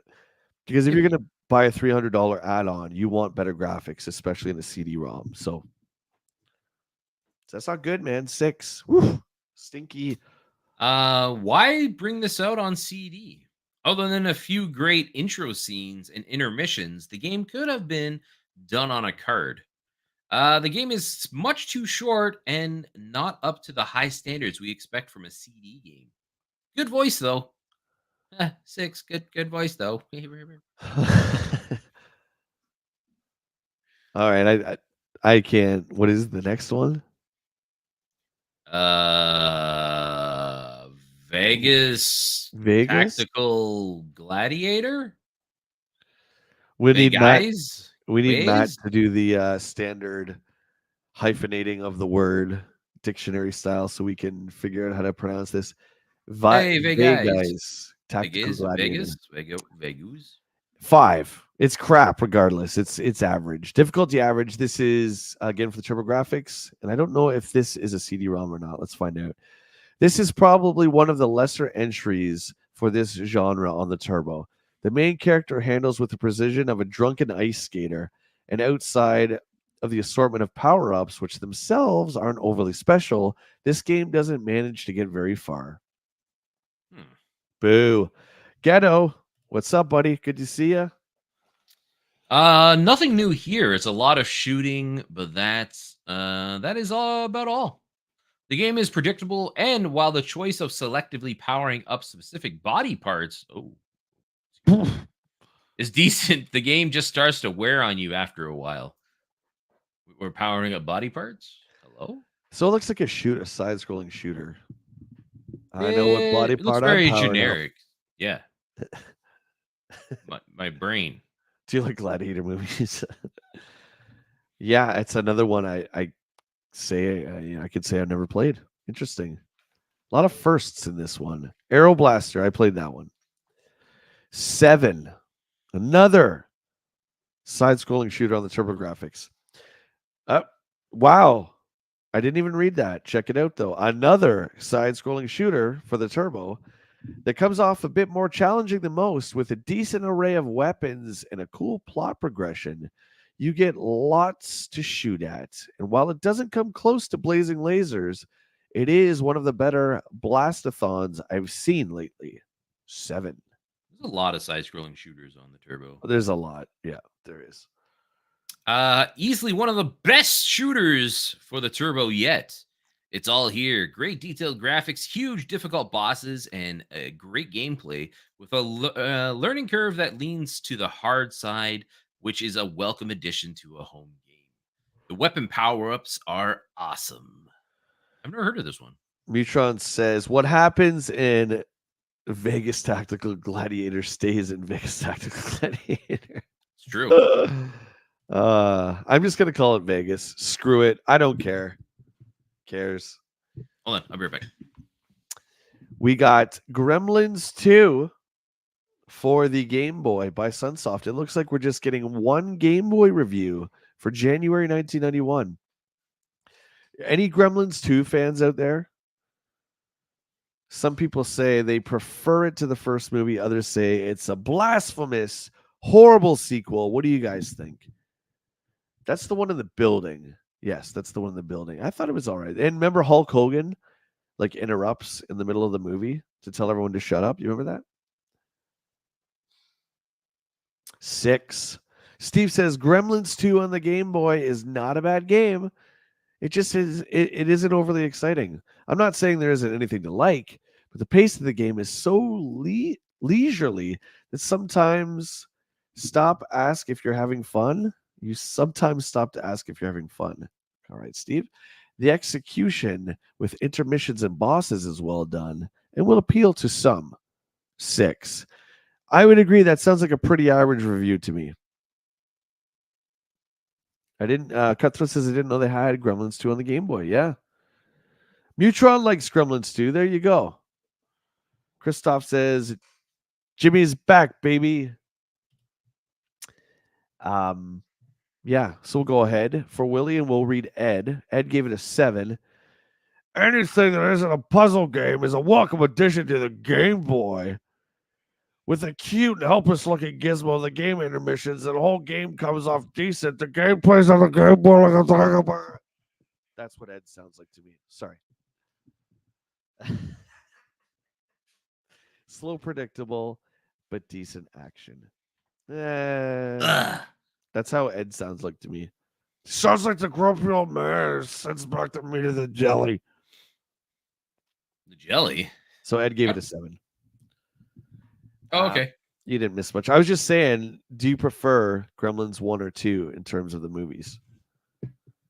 I like the second one more because I feel like you just get more time and like variety in the Gremlins. 2 is the one that fully does not take itself serious at all. More comical for sure. It's in the building. We got Hulk Hogan. We have Gremlins that are dressed like Rambo. Like it's just you get the Flasher Gremlin.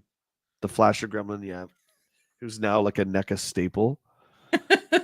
Ed sounds constipated. You're not wrong. You're not wrong. That's why he's so grumpy all the time.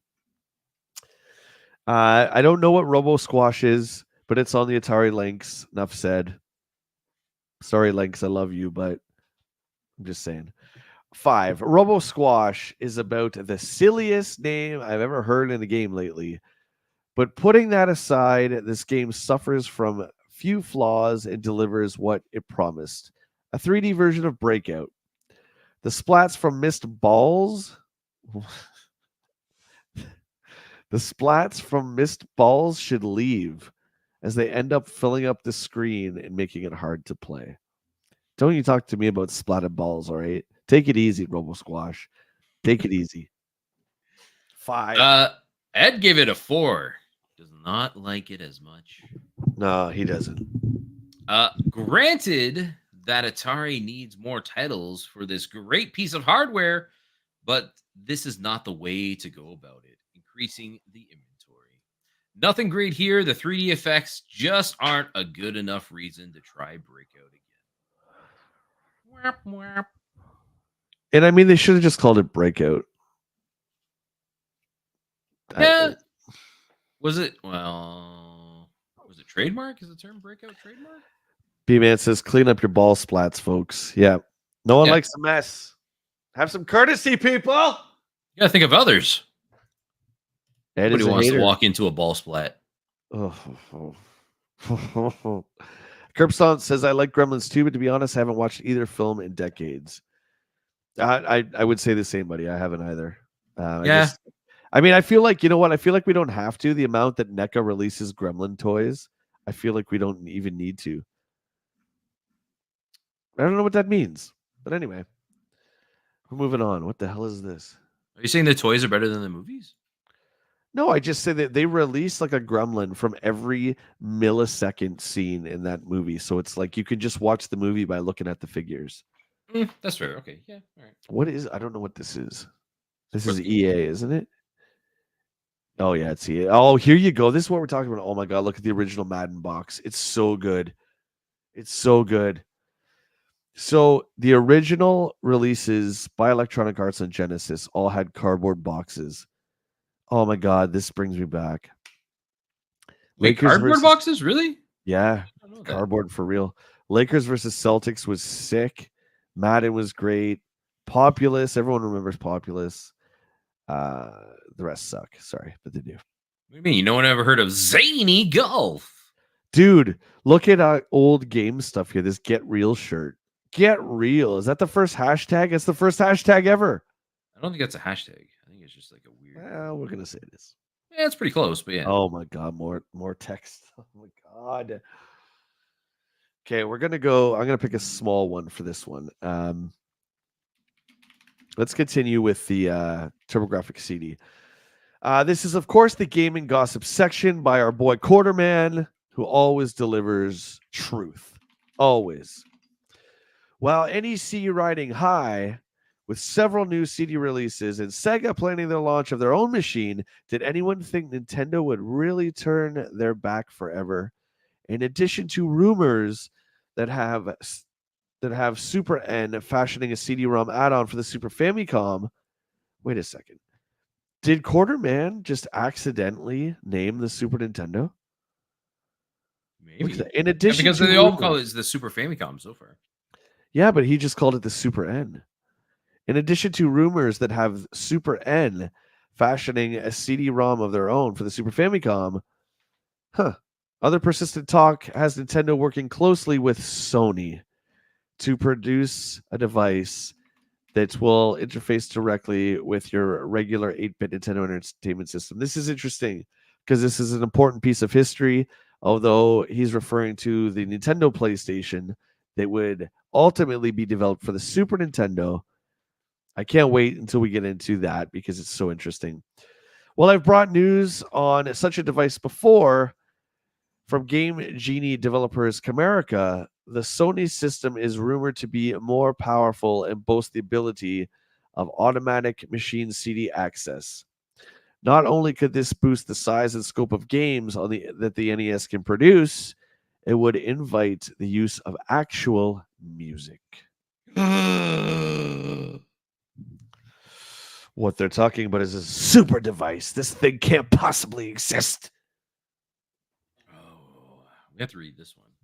Oh, Quarterman's talking about the company, not the system. Yeah, I know, but he said Super N, but I wonder if higher ups at Nintendo read this article and they're like, wait a minute, that's a good name.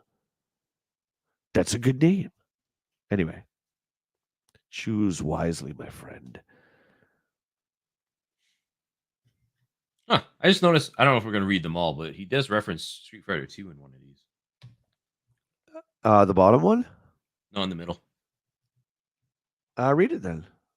No, I wanted to read another one that I think is funny. Okay. Don't tell me what to read. I'll read the Street Fighter 2 one then. I don't give a lips. Here's a hot rumor that finally appears to be a reality. You guys gonna love this. Several production companies are working on a live-action version of the perennial video game bash 'em up Double Dragon. Oh no! Great movie. You love that movie. Oh. Alyssa Milano? Yeah, I like Alyssa. That is the only good thing. I think they're talking about a game though, but no, they're gonna live action version of the perennial video game. Yeah. When did that movie come out? That was 90. Was it 93 or 94? It's pretty 3 or 4. Yeah, that's probably right. This is the beginning of 91. I'm just saying. It was taking a few years. We'll continue on. Not much info was available at the time, but sources tell me that the white shirts in charge of the film have pointed their fingers at Steven Seagal and Jean-Claude Van Damme for the leads. Could you imagine? Jimmy and Blimmy would be Steven Seagal and Van Damme. Sorry, guys. I don't see that. But within the time of this, dude, it makes perfect sense. Yeah, that fits. But oh my God, could you imagine the what if that did happen? Oh my God, that's great. You can already see it. Jimmy, you better dial 911. Speaking of Mr. Van Damme, recent rumblings have several game companies scoping out his recent superstar to lend his name to various arcade and consumer products. In the early voting, it appears the Atari games may have scored the coup. Yep, I read that right. To win the favors of the ultimate martial arts monster in a game concept that could be more easily be described as a follow-up to their current coin-up blockbuster, Pit Fighter. I feel like using the term blockbuster is you're exaggerating a little bit. I hate Pit Fighter, but I guess at the time, I mean, before Mortal Kombat's digitized graphics, Pit Fighter was doing it. Pit Fighter sucks. Like, bad. The game, I remember the game being bad, yeah. So bad, man. On every system. And it came to like Super Nintendo and Genesis. So bad. Okay, we're gonna keep going. Thanks, Quarterman. JT says we need some Quarterman gossip about Bishu. Bishu, I hope they come back. Hey, who knows? I feel like Bishu's dead at this point. Who knows? Rip Bishu. Oh, there's that goofy looking Genesis mock-up picture of CD-ROM on the bottom. Sega and IBM deal for Terra, a Genesis and IBM computer combo. Here you go. This is for TJC. I'm pretty sure this thing never saw the light of day. Sega and Japan of IBM of America have just announced that they are cooperatively working on a new computer which will combine the Sega Mega Drive game system with a 100% compatible IBM computer. I'm a computer. The first photo of the Terra, the new Genesis IBM computer. I mean, no, I can't do this. I can't do this. Does anybody know? Did the Terra ever come out? I don't think the Terra ever came out. Did it? It does. It sounds made up to me. Moving on. Sorry. Sega Terra. And the Sega allowed for Mega Drive games to be played at the same time in the PC section. It was possible on the hardware. Japanese release date May 31st, 1991. It did come out. In Japan only, though. Yeah. Yeah, okay. Well, that's kind of cool. Again, it's just my PC ignorance, right? Because I was not a PC guy back then. So that's still kind of cool, though. I don't know him as well. It's cool that it came out, sure. For sure. Do you still like that bootleg picture they're reusing from the last issue for that Sega Genesis but I like unit? Look at the I guess what do I want a computer to look like? But it's just like a computer with a Genesis controller beside it. I mean, I guess what do I want it to look like, right? That's why consoles are so cool, because they all look like, back then they all look like old spaceships and toys and stuff like that. I don't know. Sharp introduces a TV with a Super Famicom built into it. Oh my God, look at this thing. This is for rich people for sure. There was, dude, like back then, so much teasing going on. Again, the Super Famicom is still, I think it's out in Japan. We don't even have the Super Nintendo yet. And like through like 4 issues at least, it's just been Super Nintendo. It's not even out yet. And they're already showing a TV with a Super Nintendo built in. Just give me a Super Nintendo. Yeah, that seems kind of crazy. Terrible. I can't, like, if this came out, I kind of want it. Because wasn't there that TV that did the one that had the NES in it? Was there? Well, we were all familiar with the VCR TV combo. That's a staple, but I don't recall a system and a TV. Huh. Sharp did that as well, apparently. Yep, there's 2 models released that had a built-in NES. The game television. I mean, it's pretty cool. I mean, especially at the time. The 19SV 111 was the model. Sharp Electronics of Japan has just announced that they will introduce on December 5th, 1990, a new television set that will have 100% compatible Super Famicom game system built into it. Technically known as the Sharp 21G SF1. Rolls off the tongue, doesn't it? This combination system will sell for 130,000 yen, about $975 US. Will include 2 controller pads and a remote control. I mean, that seems fair. It's a grand. That seems about right. I don't think they showed the size. It's only a 21-inch TV. Oh, that's a little rough then.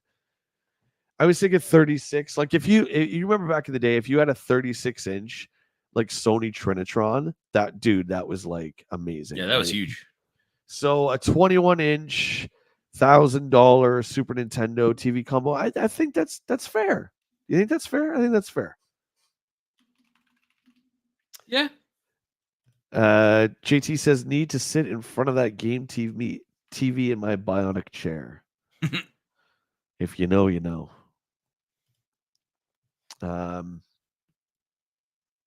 Cool. I mean, this is cool. This is an idea, but this is like a super obscure collecting, and I bet you can go to Japan secondhand stores and find these no problem.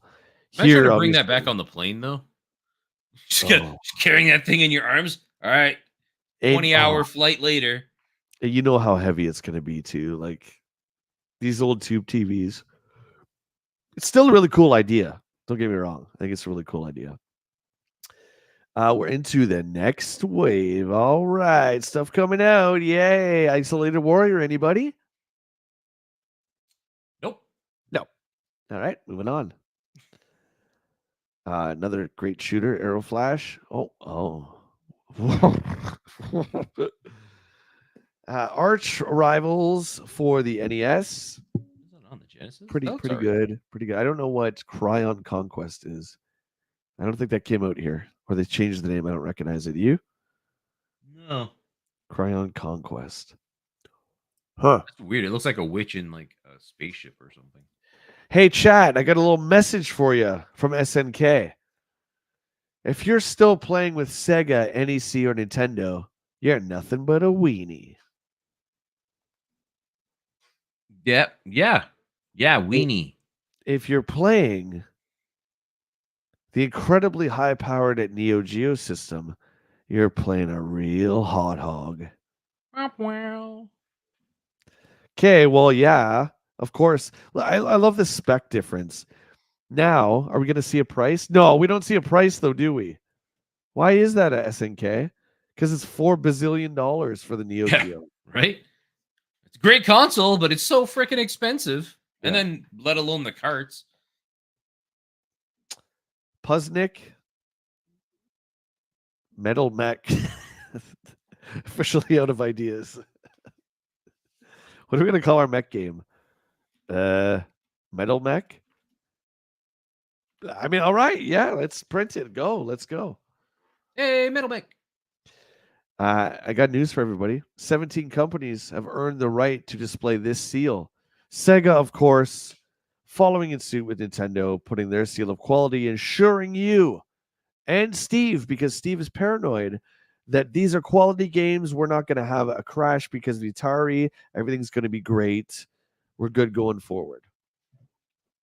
So I think we saw this last issue. So we have such companies signed as Kaneko, Intellivision Corporation, Activision, Namco, Trico, Tenjin. We're good. It's hot hogs. Old hot hogs. I saw that. Don't get us started on food again. I know. I won't. You want a nice, tasty hot dog, Jay? I'm gonna go bring some. I'm just saying. You know what I will when I say off the menu items at McDonald's. Do you know what I'm talking about? Yeah. Okay. We just started talking about that the other day, and it's spawned onto this big like Chad and I were talking about off the menu items. The chat was going crazy. Then every single one of us after the stream, we went and raided our fridges because we were so hungry from talking about all these great items. But I promise I won't bring it up this time.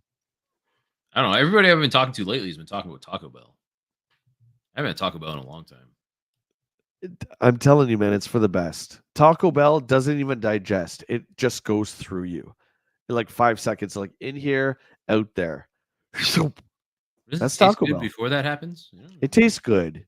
Yeah, but doesn't feel like when it hits here, you're like, oh, regrets. It's the cleanser for a reason. Sometimes you just need to cleanse. Taco cleanser. Sherlock Holmes, consulting detective for the TurboGrafx CD. Now we're starting to talk here. We're getting full motion video. Oh, baby. I got to play this. I have not played Sherlock Holmes for the TurboGrafx CD-ROM. Have you? Do you have it? You don't have a Turbo CD, do you?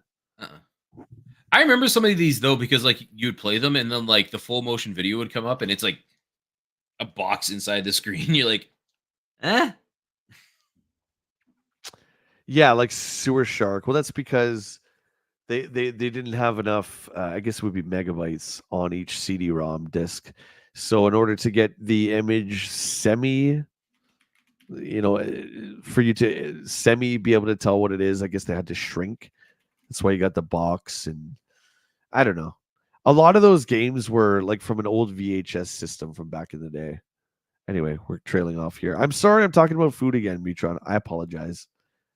I am getting hungry, though, I must admit. Yeah. Now I want tacos. The Michael Jackson Moonwalker game on the Master System. Pretty good translation of the Genesis one. We got Phantasy Star 3, which was awesome. This was one of the first RPGs I can remember where you had a choice between companions in terms of who got to come into your party. You also got to choose your mate. So depending on who you picked would determine the kids you would have, and then that child would grow up and that was your next character. So you'd go through 3 generations in Phantasy Star 3. It's pretty damn cool, man. Another series that I haven't, outside of Phantasy Star Online, I haven't played the actual like Phantasy Star games. You should, buddy. I know most people are either Final Fantasy or Phantasy Star, but Phantasy Star is so good. When did Sherlock Holmes get bumped down to consultant? On the TurboGrafx, I guess.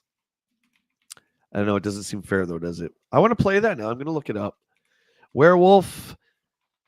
Oh, Musha.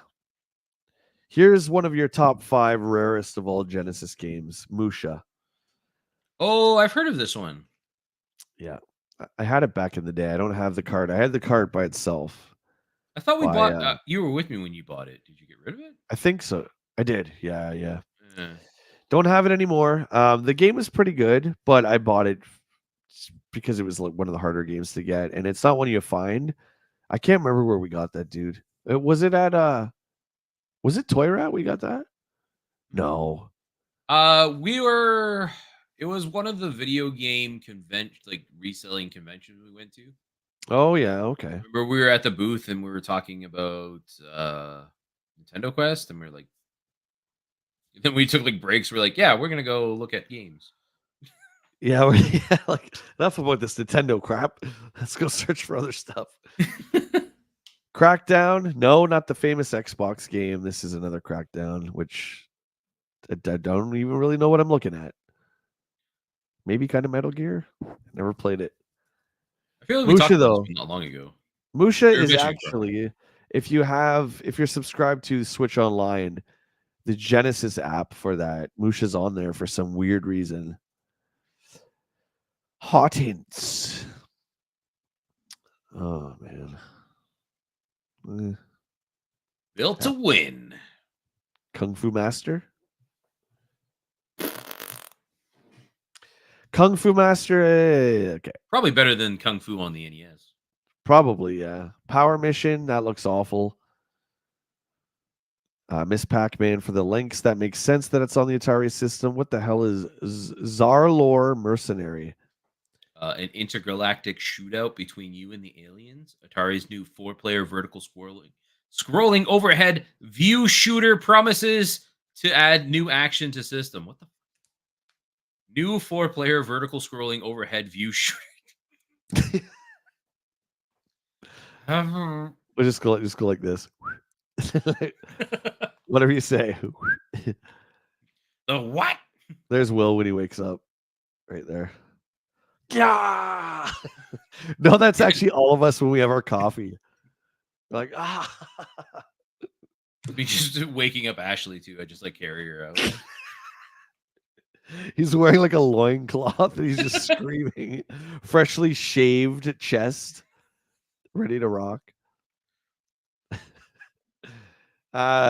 We always skim over the tricks of the trade. Feel free on the replay if you guys want to go through and take your little pen and paper and write these down. You can get Super Monaco tricks.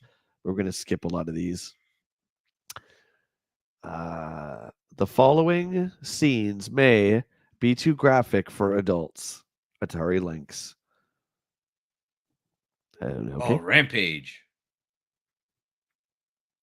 Are you skipping ahead? Where are you? No, it was on the following maybe two. Oh. Rampage was great on the links. I think Rampage is a great game in general. I think Rampage is a lot of fun. International Outlook. This was big. I was just playing this. We played through this yesterday. Final Fight by Capcom. Still one of my favorite arcade games. And this was coming to the Super Famicom. This was exciting news, and it looks great. We are missing Guy, but that's okay. They made up for that later. But this was a big deal. And when I rented the Super Famicom at Jumbo, we got Mario World, Pilot Wings, and Final Fight, I remember, for the weekend. And man, I mean, talk about overload, dude. So you had Pilot Wings that showed off what the system could do. The newest Mario game, just trying to process that, and then playing a home version of Final Fight. Oh, and it looks so good too. Ugh. Crazy town. Crazy town. Have you played the what was that last Final Fight that came out? Streetwise on PS2. Yeah. I think it was the last one. I did. It's pretty good. I like that one. It's cheesy. Just don't even have a story. You don't even have to have a story. They try to have a story. It's pretty cheesy, but the game itself is good. I liked it. How come they haven't brought that back? Yeah. Streets of Rage has come back and like had pretty good success. Like the last couple of Streets of Rage games have been really good.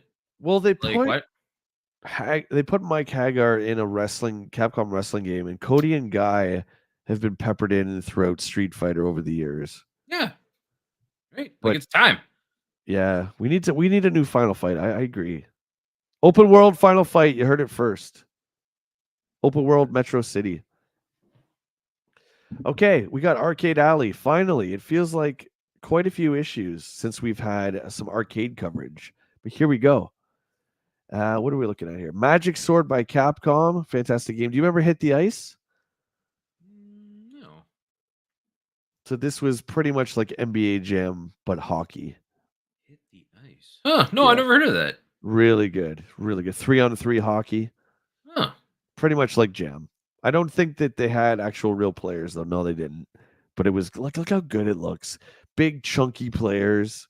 Yeah, you love your big character models. I do. So exciting. Okay, what do we got here? Oh no, Pit Fighter. Oh, great game. I heard Van Damme's going to be in it.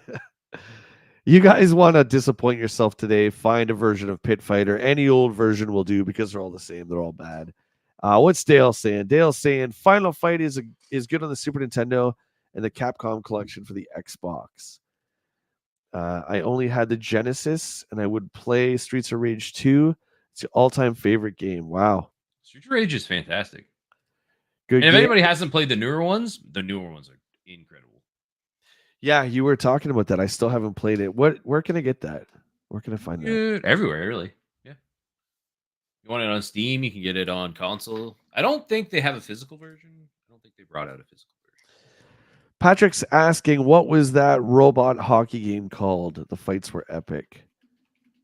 On was that not Mutant League hockey, robot hockey game?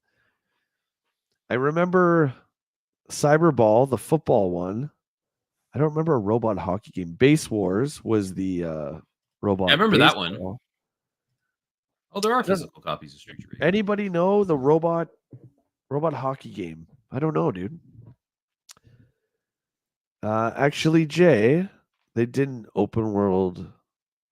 They did or didn't. I was just joking around because everything's open world now, so I was just messing. Yeah, Streetwise, was it open world? Oh, yeah, I think you're right, dude. It's kind of like the Warriors, right? Like it was like you had a hub you could go around. Really? Interesting. Yeah, I think so. I just played it the other day, but interesting. Okay, what else we got here? Dragon Saber by Namco, Brutal Force, Leland. I don't know what Brutal Force. Oh, Brute Force. Sorry. Thunder and Lightning, GP Rider. Sinistron. That logo for that is kind of cool looking. That GP Rider looks great, man. Looks really good. Is it as good as Super Monaco GP though? Probably 10 not. across the board, baby. Or Super Hang On. Shoot 'em or Scoot 'em. What a terrible ad. Yeah, GS Information logo, Global Services Inc. I mean, that's not a great name for a game company either. I'm sorry. You're fired.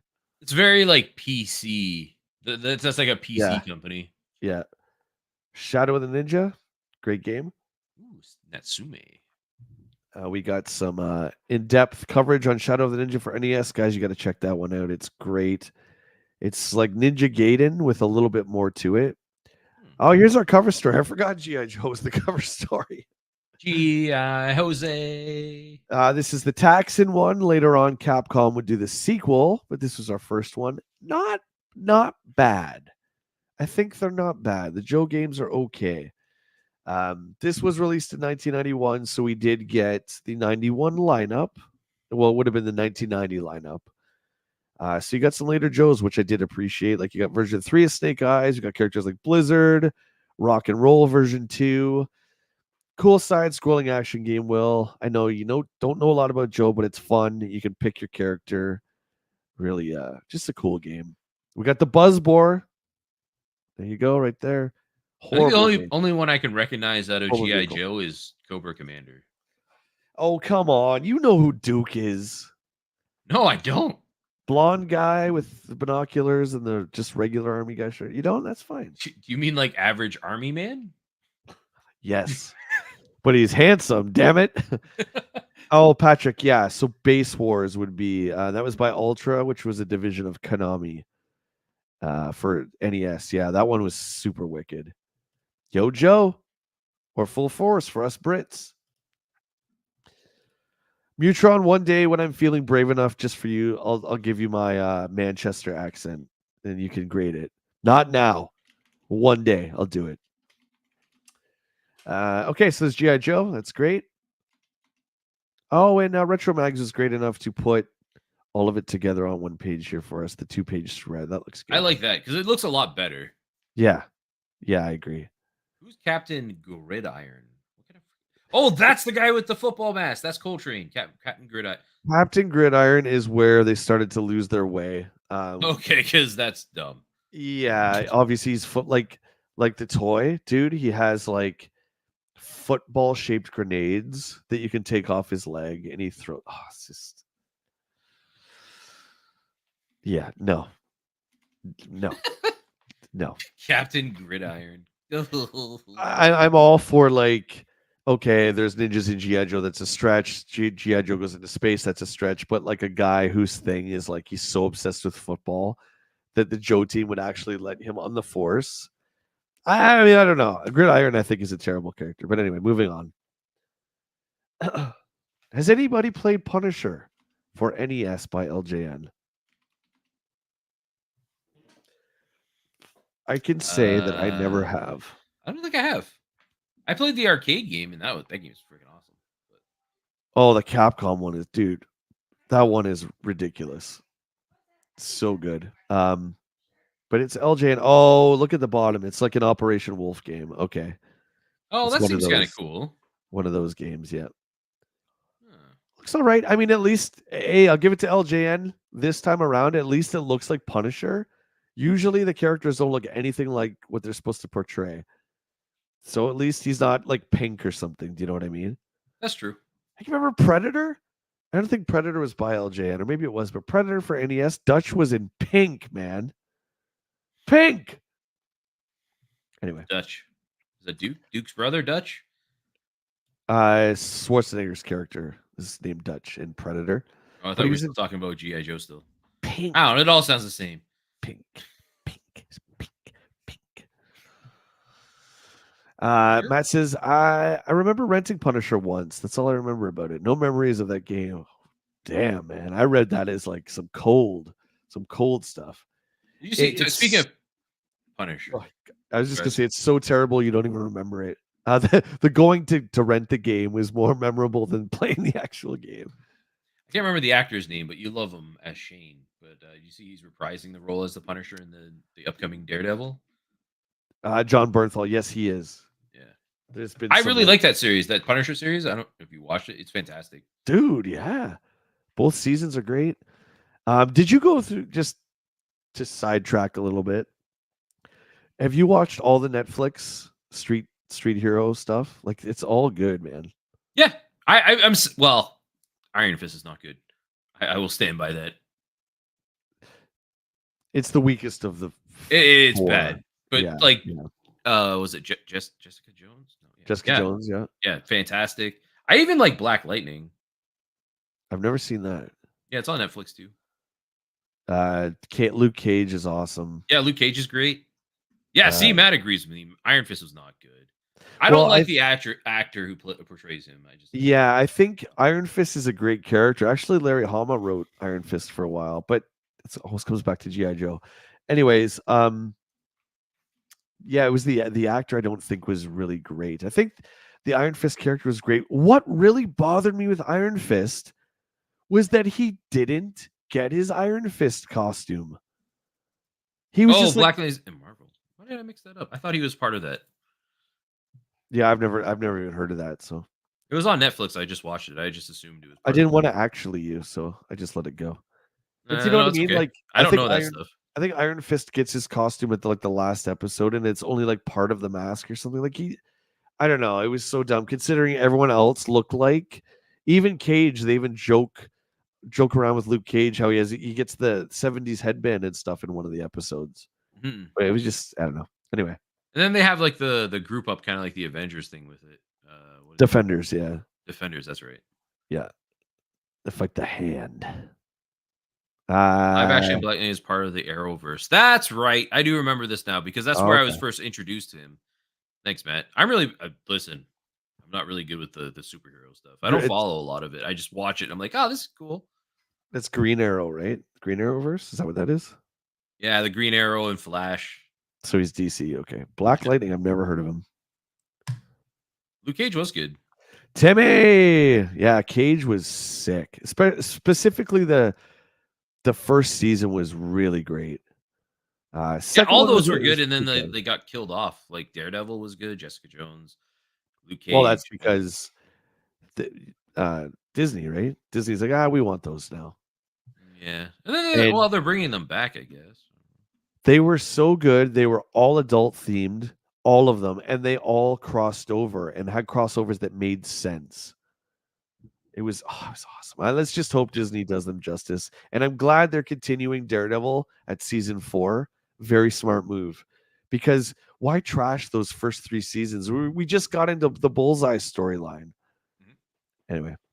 They had that new one too. What the hell is that one that just came out? It's on Disney Plus. Oh, Echo?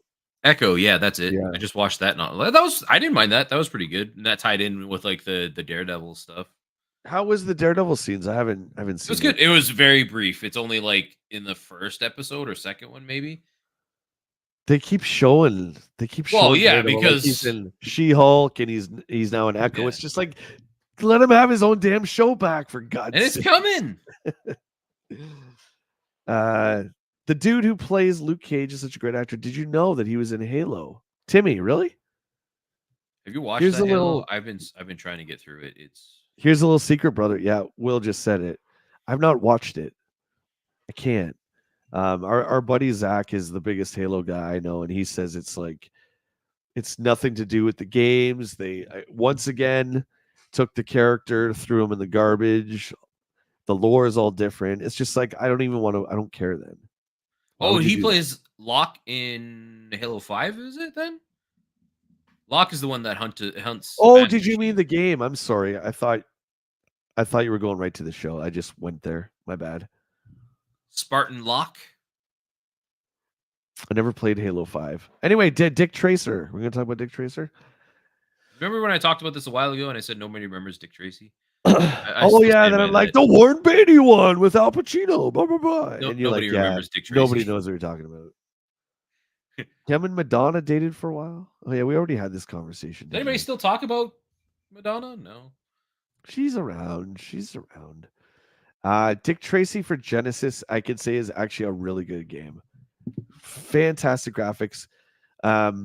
So it's a side scroller for those of you who haven't played it, your traditional Sega side scroller, but you can bust into the background and do an Operation Wolf kind of shooting. So you can shoot guys on the foreground and then shoot guys in the background as well. It's pretty cool. No one cares about Dick Tracer. All right, moving on. Fine. You guys, if I make a Dick Tracy video, you guys better watch it, please. I'm just saying.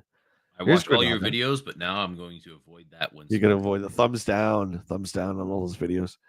Granada. Here we go. Granada! Techno Cop. This was a big deal back in the day because of the violence. And I'm wondering if they're going to show the one screen. Does Techno Cop have a Pip-Boy? Oh my God. He does. Where did he get that? Oh, Fallout copied Techno Cop. Oh, you heard it here first. You heard it here first.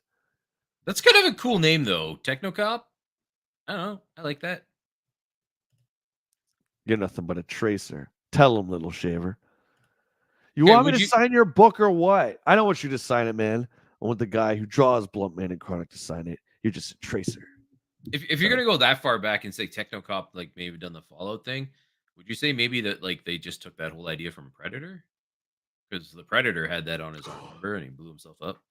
Okay, so Predator was 87, 88. So that was before this. Okay, so where did Predator get it? So Techno Cop stole it from Predator. Yeah. And who had this thing before? Someone must have had this before Predator.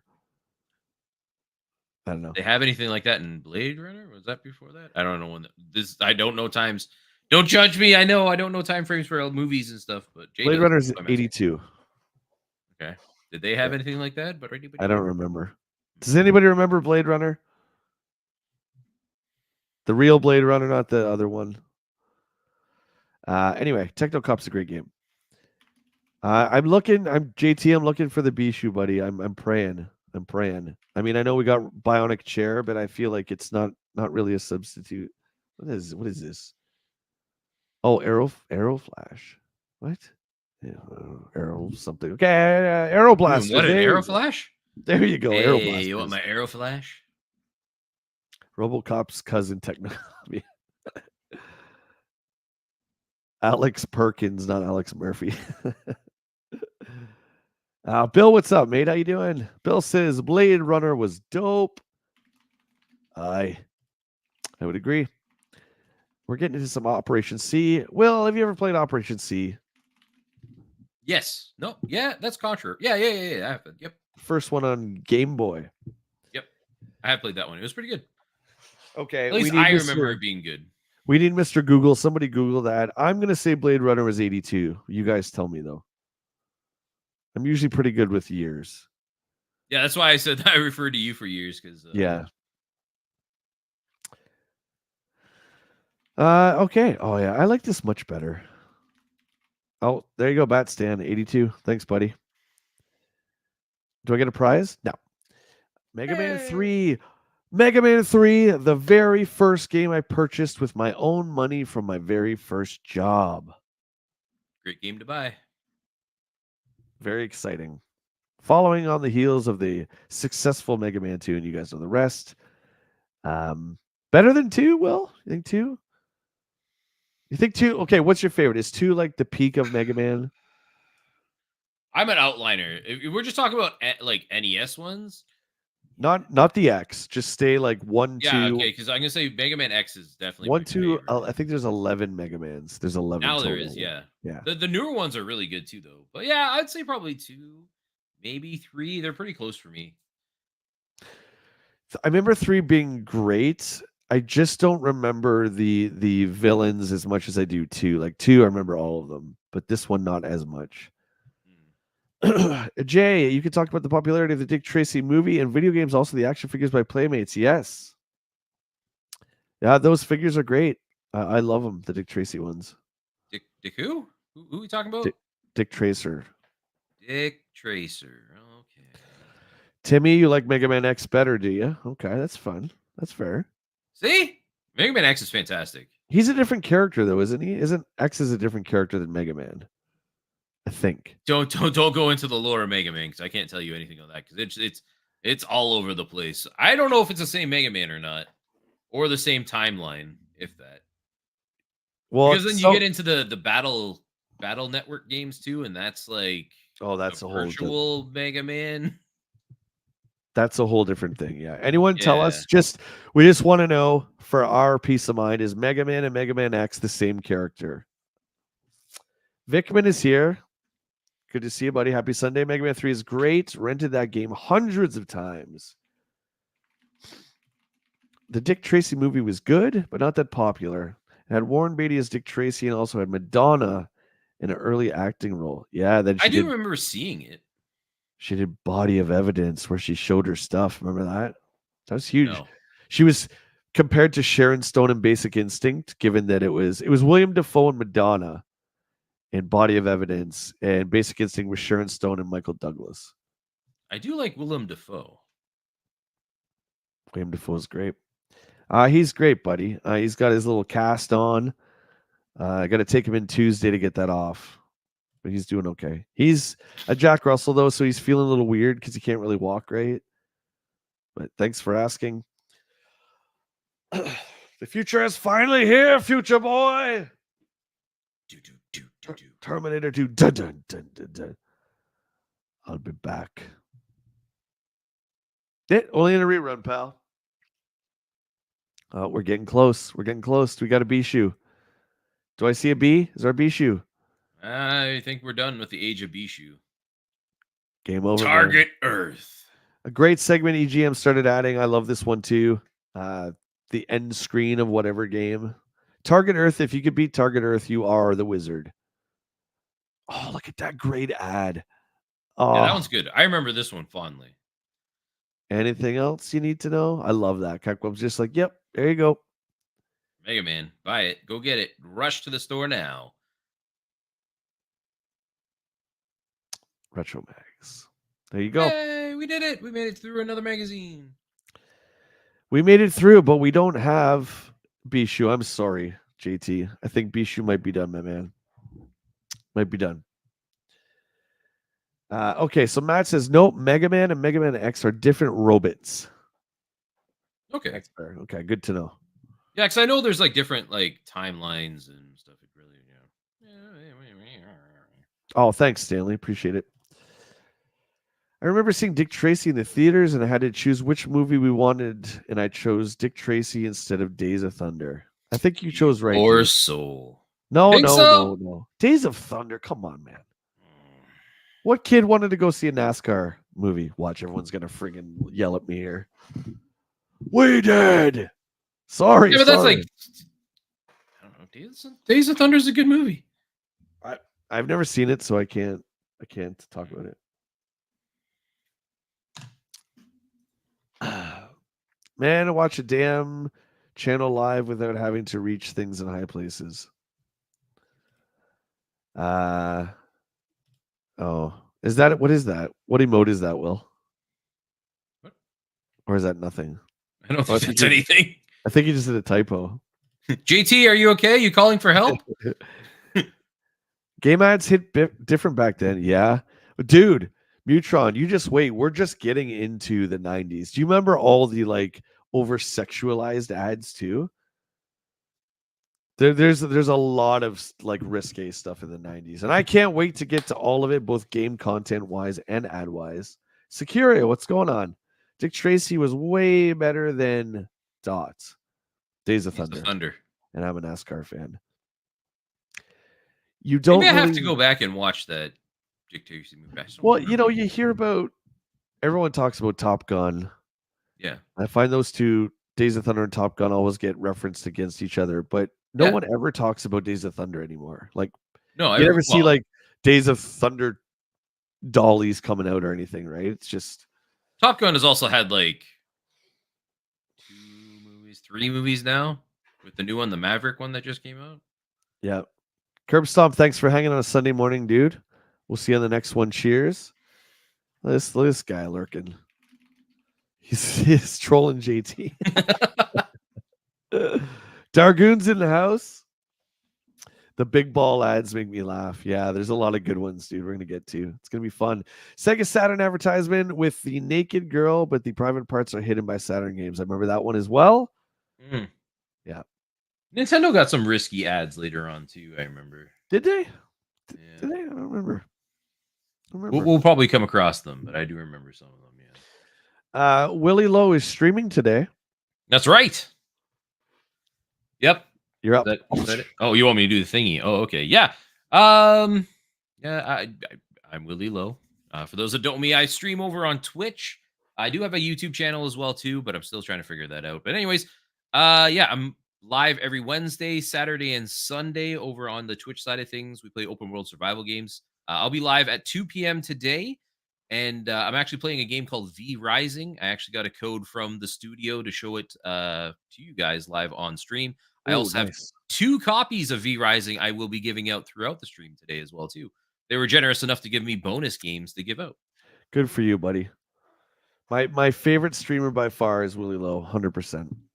Go check him out, guys, and make sure you give him a sub here. We'll figure out his YouTube, and he's going to need those subs. So make sure you check out his Twitch and his YouTube. I'm going to be video editing. So that is it for me for the week, but I'll catch you guys back starting Wednesday through Sunday at 10 a.m. And you're away next week. Yeah. You said you're in New York. Yeah. I'm going to be in New York next weekend, so I won't be able to be here. That's fair. We'll figure out something for Sunday. Mutron, thank you for the 5. Great stream as always, guys. Have a great day. Coffee on me, folks. Peace. Thanks, brother. Much love. We'll see all you guys next week. Have a good Mother's Day. Give my love. Maybe this is going to come out the wrong way. I'll say it anyway. Give my love to your moms for me and Will. And it's supposed to be a nice thing, I'm saying. Okay. So take it that way. And we'll see you guys next week. Cheers, my friends.